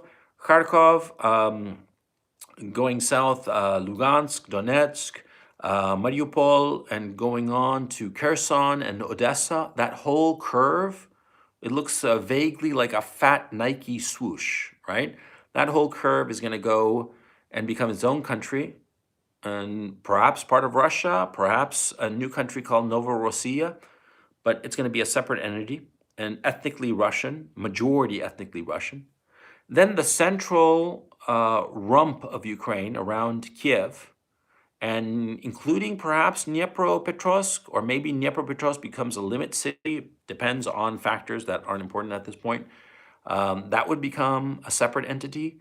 And the west of Ukraine, that becomes a third country, or it gets dangled in front of Poland and becomes some sort of Polish protectorate, because the Poles, they have their eye on Lviv. Lviv is a historically very important city for the Poles, and they want it back. They've wanted it back since way back after the war. They've been clamoring. They clamored Nikita Khrushchev and Brezhnev over Lviv. They want Lviv back because they consider it their city for historical reasons that aren't really important in this conversation. The point is that they want it back. And it could be that that part gets chopped off, and then you have like a separate, a Hungarian part of Ukraine and a Polish part of Ukraine, and they get shoved off to Hungary and Poland. Who knows? I mean, all sorts of things can happen. And Putin can be in the driver's seat insofar as that, because he can dangle these territories in front of Poland and Hungary, and it would break NATO. Because these countries, Hungary and Poland, they would desperately want those territories. And NATO wouldn't want those countries to have those territories because it would break discipline. And so you'd have all kinds of internal skirmishes, and eventually it would lead to these countries exiting NATO. And all of a sudden, NATO is really, really down on the ropes, right? So, this seems to be the state of play. Let me just check real quick, rather. How many people? Whoa, I got 6,500 of you fuckers listening to me. Dude. Okay, hit me with a +1 if my rantings and ravings make any kind of fucking sense to you fuckers. Hit me with a +1 if you like it, and hit me with a 0 if you think it's awful, that I don't know what I'm talking about, that I'm ranting and raving as usual. What's my name? Where am I? Who are you? What did I do? It's not me. How come there's shit in my diaper? Okay, so I guess you fuckers enjoy this shit? Okay, man, you fuckers are masochists. Okay, hit me with a, if you want me to keep on going, hit me with a more, please. And if you want me to shut up, just say STFU. If you want more, say more, please, in the comments. And if you want me to shut up, just say STFU. Whoa. Okay. Yeah. Now, I want to emphasize that before I go on with this shit, right? I want to emphasize something. See, I'm not making any moral judgments, as you can tell. And I'm not casting aspersions on anyone. I think that the Ukrainian people are a lovely people and a very brave people. And they've shown themselves to be so. I think their government, the Zelensky regime, is despicable. And I'm going to explain now why I think that they're despicable. I really despise them for actions that they've taken over the last couple of days. And I think that once you understand what they have done over the last couple of days, you'll probably agree with my assessment that they are despicable, morally reprehensible. I mean, flat out evil, as far as I'm concerned. And I'm going to explain right now. You see, mechanized warfare, or industrial warfare. Industrial warfare started with the Civil War in the United States. The War of 1861 to 1865 was the first time that the Industrial Revolution was applied to warfare. And you had machine guns, and you had all kinds of industrial weaponry that were used, and the consequences were horrifying. I mean, the Battle of Gettysburg, I've been there. I've been to Gettysburg, Pennsylvania, when I was a boy, and I was shocked by the number of headstones, and the sheer loss of life is incomprehensible. And so the Civil War, the American Civil War, was the first industrial war. The second great industrial war was, of course, the First World War, the War of 1914 to 1918. Again, trench warfare, static, endless barrages, I mean, it was just horrifying. Now, you see, in industrial warfare, it turns out that you have to have a highly trained, highly disciplined soldier to be effective, see? Because in industrial warfare, a lot of things are happening at the same time. You have a noise that panics the vast majority of people. The noise of it is just overwhelming, okay? The bangs, the shootings, everything. It just triggers every instinct to flee. You have to overcome a great deal of instinctive behavior to remain where you are in the middle of industrial warfare, okay? Now, forget about actually using a weapon. Using a weapon, it's a sophisticated piece of equipment. Even the simplest weapon, like an AK-47, which is exceedingly simple weapon, that's the beauty of it. Well, it is complicated to use. You have to be careful. And the thing is, see, using an AK-47 only is really effective not when a man uses it, but when a team uses it, in the sense that each member of the team has his own AK-47 or whatever other weapon, and they are operating as a team, supporting one another, and protecting one another. See, these weapons are exceedingly dangerous. And if you are operating as a team, say a platoon or a squad, well, you can become extraordinarily effective, an extraordinarily effective fighting force. But if you don't have that training, you might know how to operate the weapon, but you can become a danger to yourself and to the people around you. And you are certainly going to be a dead man if you come across any professional soldier with the basic training necessary to operate effectively at the squad level. Okay?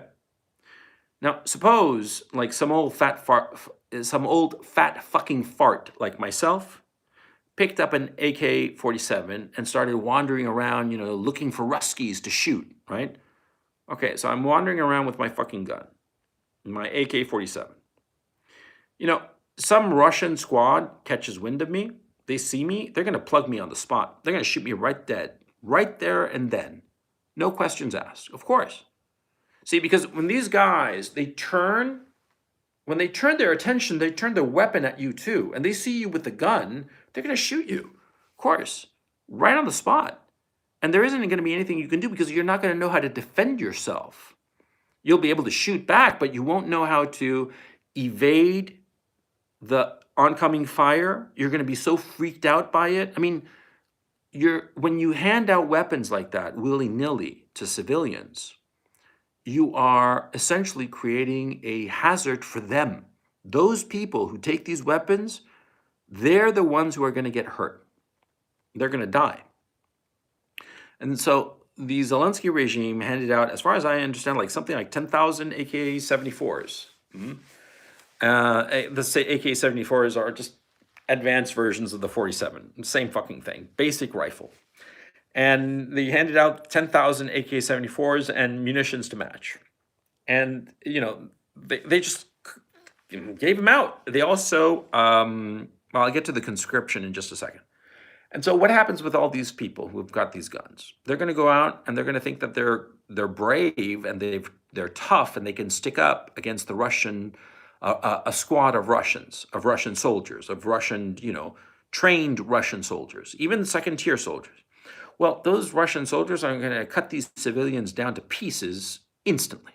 I mean, they won't even see it coming. And that's the thing, because they're not going to be operating in a squad where the members of the squad would protect each other because they're going to be looking around. No, one lone guy with no fucking training wandering around with a gun, he's going to have blind spots, basically 2/3, 3/4 of his circumference.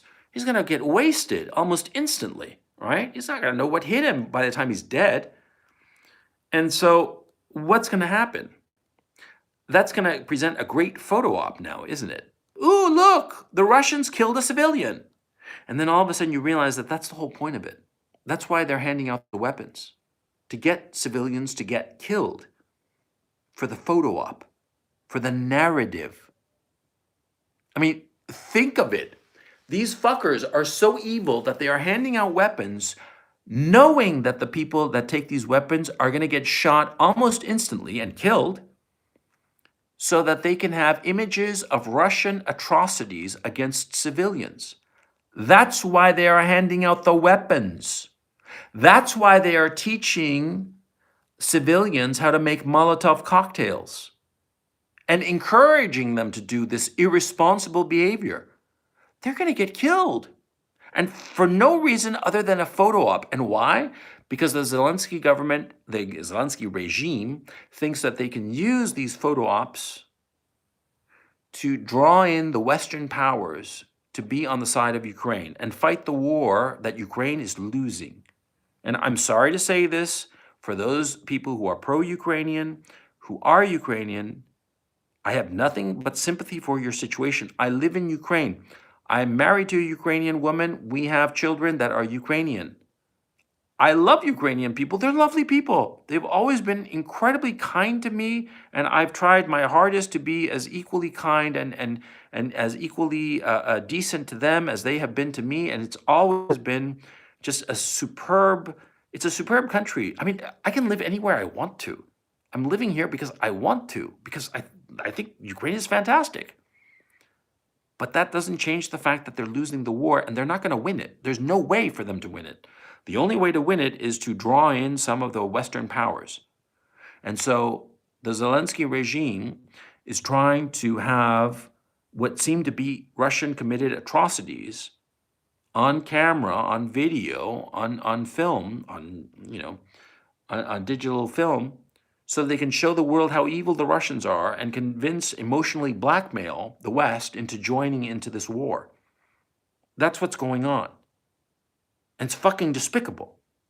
The other thing that the Zelensky regime is doing, and part of the reason for the flood of refugees, or not quite the flood of refugees leaving the country, but certainly internal refugees, is that the Zelensky regime is forcibly conscripting people into the Ukrainian army. Men between the ages of 18 and 60 started being forcibly conscripted into the armed forces. Now, I know this for a fact that they stop buses and a policeman will get on and look for any man who looks between 18 and 60, grab him, pull him off the bus, irrespective of whether he's married, irrespective of whether he's a father and responsible for children, irrespective if he's a crippled old man and doesn't have what it takes to carry a weapon or carry a bundle of gear. It doesn't matter. They pull him off and they forcibly stick him into the army. I mean, fucking, not even, Keith Woods pointed out that not even Gaddafi did some shit like that. And if he had, everybody would have been outraged at the grotesque violation of human rights, because it is. I know two men, professional men. One's a lawyer, one's a businessman. Both of them reputable guys, great guys. I know them personally. I know their wives. I know their kids. I've gone drinking with them. I've eaten with them. I've done deals with them. I know them. And they fled Kiev. Why? Because they were terrified that they'd get picked up and forcibly conscripted. And these are professional men, okay? Businessmen. One is a businessman and one's a lawyer. And I know them personally. I can tell you their first and last names and fucking addresses, man. I know them. And they told me personally that that was why they were fleeing the city. When the first one told me this, I was like, what the fuck, man? But when the second one told me, I was like, shit, this is real. And that's why there are so many people fleeing the major cities, because they are family men who are fleeing the cities with their entire families because they don't want to leave their wives and children alone behind them while they run away. Of course not. They want to have their family near them. And so they have been fleeing the cities to go to any obscure corner of the country. They can't cross out of the country, because if they do, at the border, they'll be picked up by the Zelensky regime's police force and pressed into the armed forces, pressed like gang pressed, like back in the days, in the 19th century and the 18th century, when they would do this to press a crew of sailors. Yeah, the same kind of treatment, man. This is inhumane. And that's why you have so many people inside the country fleeing. Because, of course, the women of these people, that is their wives, their mothers, their sisters, their daughters, they don't want these men to go to the army. Most of these men are incapable and incompetent for combat. And I'm not putting them down in any way. I'm 53. I'm about to turn 54 in like 2 days, right? If I were to be conscripted into the army, I wouldn't last 5 seconds. I mean, like, forget about the training of the shit, I mean, I'm out of shape. I've got a broken ankle that never really healed because I'm old. I can't fucking see. I mean, I need glasses thick as Coke bottles, man. I'm uncoordinated. Dude, I'm a danger if you put a weapon in my hand. I mean, you want me to write a fucking speech or some shit like that? I'm aces, right? You want me to rant and rave on a fucking live stream with you fuckers? I'm aces. Put a gun in my hand? Are you out of your fucking mind? I mean, it's not that I don't want to. I mean, if I were defending my country against some foreign invader, I would volunteer. But anybody sane would look at me and say, nice try, Gonzalo, but you're not up for it. You're not up for picking up a rifle and, shooting it at the enemy. No, you're good at other shit, right? We've all got our purpose in life. But the point I'm trying to make is that the Zelensky regime is doing this. But I think I have to go back. Oh, and the other thing that they're doing, which is really fucking despicable. Oh, man, this is despicable. They are putting heavy weaponry among the civilian population. And this is, lots of people have pointed this out, and all over the fucking country. They are putting howitzers between civilian buildings. Now, a howitzer is a heavy gun, okay? Now, a howitzer, the great thing about it is that you can put it anywhere. It's like basically a big gun on a tripod, right? And it's a gun that's aimed like that. It's ballistic. It goes like up and down and blows up. So all kinds of cool, right? But the thing is, see, the Russians, when they get wind that there's like a fucking howitzer, they want to get rid of it. They want to destroy it. Of course they do, okay? Because they don't want to get hit by the fucking howitzer now, do they? So they try to hit it. They figure out more or less where the howitzer is, and they start aiming their own weapons, their own howitzers perhaps, and try to blow it up. And of course, see, they do a few tries, and they're going to miss. It's inevitable, right? And who are they going to hit? They're going to hit the fucking apartment complexes full of civilians. And all of a sudden, the Zelensky regime is going to have a great photo op. Oh, look at all the dead civilians killed by the fucking Russians. See? See how it works? See what the Zelensky regime is doing? They are deliberately putting civilians in harm's way, either by putting weapons in their hands that they are incapable of competently handling, or else putting heavy weaponry in civilian population zones so that the Russians inadvertently will kill some civilian, and it will lead to a great photo op that will benefit the Zelensky regime. That is evil. It's as simple as that. And I am in Ukraine right now under the authority of the Zelensky regime, a regime that consistently persecutes any critic of it. And I am a foreigner in this country. And I'm saying this publicly, and I don't give a fuck who sees it. And if the Zelensky regime sees this and arrests me and throws me God knows where, well, then you know. And I don't give a fuck, because you have to call out evil when you see it. And this is fucking evil. Simple as that. And I don't give a fuck what people think. One cannot accept evil like this, because it's evil. And I'm sorry if I sound whatever, but it is wrong. I gotta ask chat. I mean, I see you fuckers scrolling through, right? So let me ask you, do you think that putting weapons in the hands of civilians who are not capable and putting heavy weaponry among civilian structures where they will potentially be damaged or destroyed by incoming Russian fire to suppress these heavy weapons, do you think that all of this, in order to get a photo op of dead civilians, do you think that this is immoral? Hit 1 + 1 if you think it is wrong and evil and immoral, and hit 0 if you think it's perfectly fine and the Zelensky regime has all the rights in the world to do this. Please do this. +1 if you think it's evil, 0 if you think it's perfectly fine. I don't see any zeros so far. Oh, so some bloodthirsty faggots, and I'm going to call you a bloodthirsty faggot because that's what you are, capital G and brachial whatever. Yeah, because it's evil. And you have to call evil when you see it. See? I'm a great admirer of Alexander Solzhenitsyn. He was a great man. He's a man of great moral fortitude. And frankly, I will never be half the man he ever was, but as the model of what to be, he is my model. And he always stood up and said, this is evil. And you have to say when something is evil, and this is fucking evil.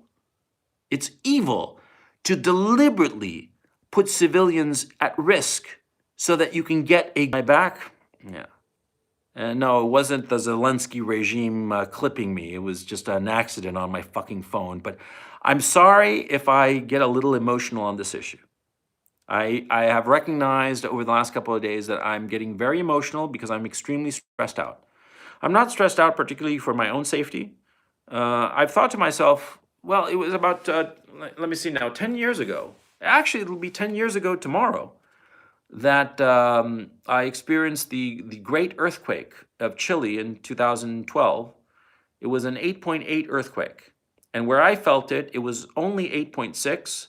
But the one little problem, tiny little problem that happened was that I experienced an 8.6 earthquake, but I was on the 15th floor of a building. Yeah, I was in my apartment. It's a penthouse on the 15th floor on Kennedy Avenue. And dude, the building shook like that, whipped around, okay? The oscillation was at least 3 meters from side to side. It was unbelievable. I couldn't stand up. And I remember very clearly at that moment thinking to myself, you know, this is the moment I can die. This might be it. The building might collapse in this fucking earthquake, and that's that for me. And I was at peace. And I count myself extremely lucky. And since then, I've never been particularly afraid of death because, oh no, by the way, it was 2010, not 2012. Getting old and forgetting shit. But anyway, I was not afraid of death, not because I'm particularly brave. I'm not. I'm very ordinary in that regard. I'm a chicken shit little faggot when I see a horror movie.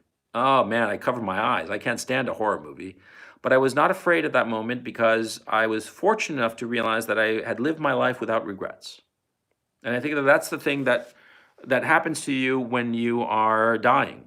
You think about the things that you regret not having done. I mean, there's nothing in my life that I have regretted in terms of not doing. There's certainly things I've done that I wish I hadn't done because they were stupid or they didn't work out, but never a regret of not having done something. And I've lived my life that way in every regard. And when I see something as wrong as this, I can't do anything to change it, but I can speak my mind about it in front of an audience. I have quite an audience right now. I have damn, my glasses, my eyesight is shot. 6,200 people. I can't fucking believe you fucking morons are listening to me, man. It's a Sunday. You should be doing something better with your fucking time. Anyway, faggots, I have the luck of having you fools listening to me, so I'll tell you. This is evil. Simple as that. To put people in harm's way for a photo op so that you can say, oh, look at the Russian atrocities and manipulate people's perceptions of events for your benefit. And what it'll cost is the lives of innocent people, innocent, good-hearted people who will pick up a gun thinking that they are doing good, who will pick up a Molotov cocktail thinking that they're doing good, who will nod along and cover up their ears when the big howitzers start shooting rounds so as to get a Russian response that will kill them. It's fucking evil, man. I'm sorry. I mean, quite apart from the Zelensky, repressing his opponents and persecuting other opponents, quite apart from that, the evil of putting innocent people at such danger. Well, no more chat. Am I gone? I don't see any chat at all. Well, it says that I still have 6,200 people. Oh, there's the chat. There you guys came back. I thought I got clipped. I thought that YouTube decided to kill me. Maybe because of my language, We don't like hate speech. Fucking bastards. You point out evil and you condemn it with the strongest language possible, and they silence your message of condemnation of this evil because you use hate speech. Bastards. bastards. Simple as that. Anyway, as I was saying, I'm a little bit frazzled over the last couple of days. I know that I'm over emotional because I'm scared. Not scared for myself, as I said. I mean, I've been through worse. And like I said, when I discussed my experience with the earthquake, I'm at peace with myself insofar as everything that I've lived.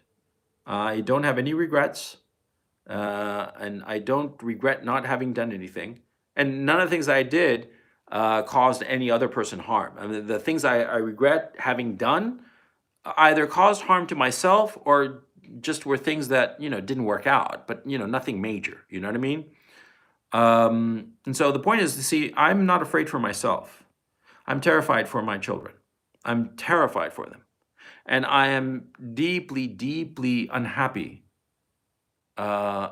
It's beyond unhappiness. I'm not, it's not depression. It's just, I want to tear my hair out because by circumstances, just trivial bad luck, I came to Kiev right when the invasion started, and my children are in Kharkov. And my son is going to turn 7 in a couple of weeks, and my daughter in June is turning 9. And I love them deeply. I love them with all my heart, and I'm so upset and angry and just wanting to tear my hair out that I can't be with them during this period. Because see, it's not an issue of me being with them, that it's certainly for me emotionally, it's important to be able to see my kids, to know that they're all right. But I recognize that small children, they need to see their father. And it's not that talking to him or anything like that. It's just knowing that he's there. Knowing that the old man, their daddy is right there. And if anything happens, the daddy is there. And 99.99% of the time, the father is not necessary. Okay? But it's just that feeling of security. And I know the fact that they are experiencing this without me is causing them damage. And it weighs on me very, very much, I'll tell you that. And the weight of it has led me to go a little bit around the bend, I'm just deeply, deeply troubled by it. And I recognize that there's nothing I can do. I was discussing this situation with a good friend of mine, Dr. Benway. If you recall, he's my old podcasting partner. He's a great guy. And we were discussing the different options. And he's a very analytical guy, and I trust his judgment. It's an extremely good judgment. Even when I disagree with him, his reasons are always very compelling. He's a very smart man. And we were discussing my situation. And we went through all of the options. And I went through even the nutty options of how I could get to Kharkov. But in the end, none of them were particularly effective. The only really effective solution was to wait out this whole war. And once the dust had settled, one way or the other, only then go back to Kharkov. And in a realistic sense, there is nothing to be done except to wait. And I'm very lucky that my children in Kharkov are safe and sound, and where they are located is perfectly safe, and they'll be perfectly fine. I know that they're in the best shape. I've seen video evidence, and I thank God that there is still communications, internet, cell phone, because I can see pictures of them. I know that they're okay. And I think to myself that if such technology did not exist or it had been interrupted, the gnawing fear. This morning, I woke up bright and early, and I sent some text messages to see if my children were okay. And, it took a while to get a reply. And that wait, which was only a few minutes, it was actually like less than 4 minutes, 3 or 4 minutes. But the weight of it, just that short time of waiting, it was horrible. I mean, I will tell you honestly and nakedly, without any kind of, pretense of bravery. Those 3 to 4 minutes were horrible, waiting for the reply, And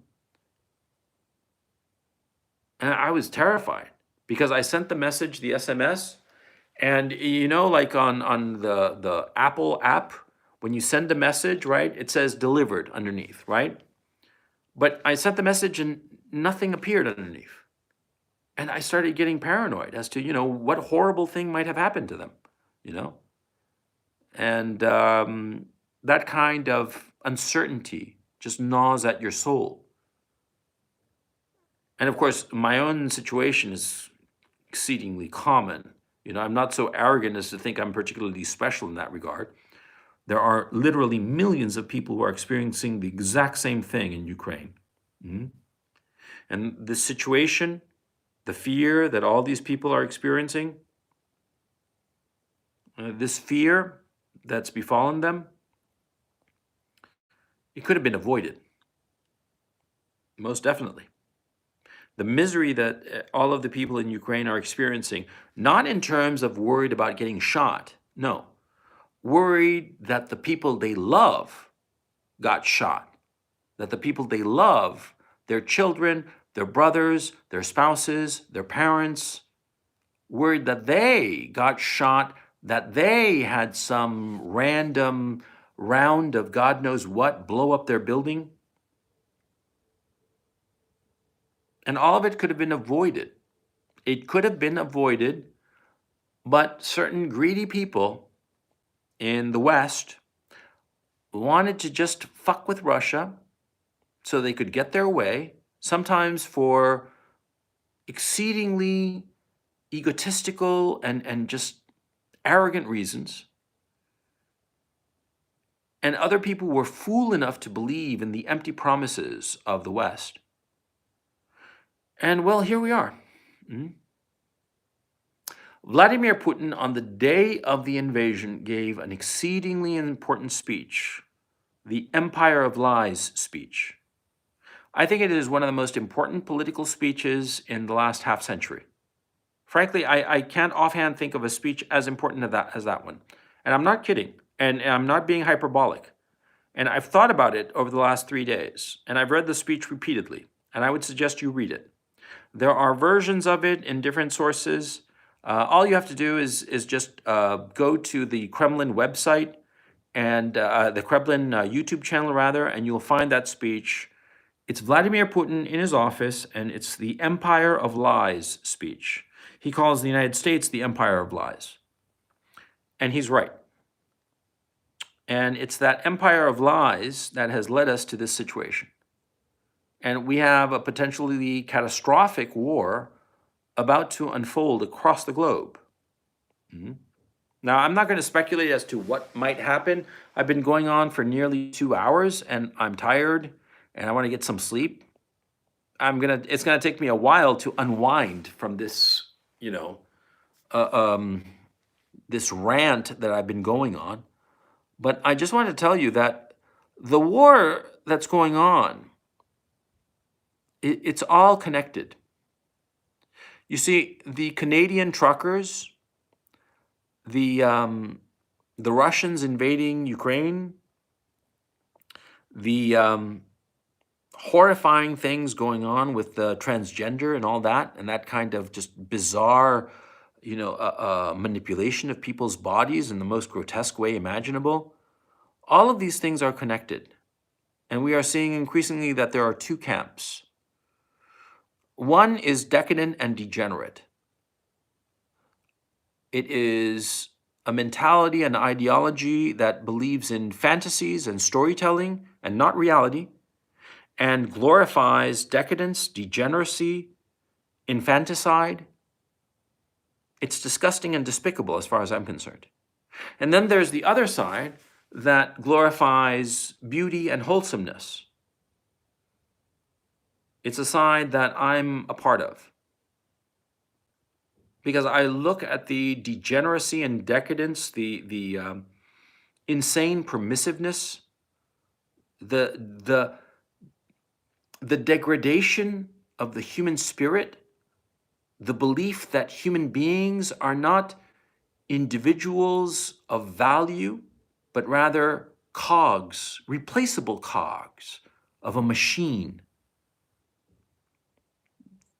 People criticize organizations like the World Economic Forum for having some grand master plan for world domination or some nonsense like that. I don't criticize them for that. I don't criticize them for the will to power. That's perfectly normal. All human beings have that desire to control and to have power over others and of themselves, of course. That's normal. That doesn't bother me. What does bother me is that they approach people as cogs, fungible cogs, identical one to the other, and completely divorced from any kind of rootedness in human connections. They don't consider the human spirit. They look at love as mere lust. They don't understand human connection. They don't believe in human connection. They believe that people, rather than having deep-rooted human connections to one another, are really circuits that can be pulled apart and put back together again, like Legos. They believe in the Lego model of people, where all the people are exactly the same, only their colors are different. But they are structurally exactly the same, and they snap together, and they can be broken apart and put into different shapes. No rootedness. It's not organic. It's not wholesome. They believe in fantasies and stories. And I look through social media and I hear all their rantings and ravings and stories that have no correspondence to reality. And I find it disgusting and despicable because it's just an empire of lies. I want no part of such a world. I want to be a part of a wholesome world that seeks beauty and truth and wholesomeness, and seeks to create a world where our children grow healthy and happy, confident in who they are, secure in the love of the people around them. That's the kind of world that I want to be a part of. I want no part of this disgusting, decadent, degenerate regime that is being forcibly imposed on me and the rest of the world. I think it's repulsive and decadent and horrifying. And I hate it most of all because it is filled with lies and it knows no such thing as love. And that's all I have to say.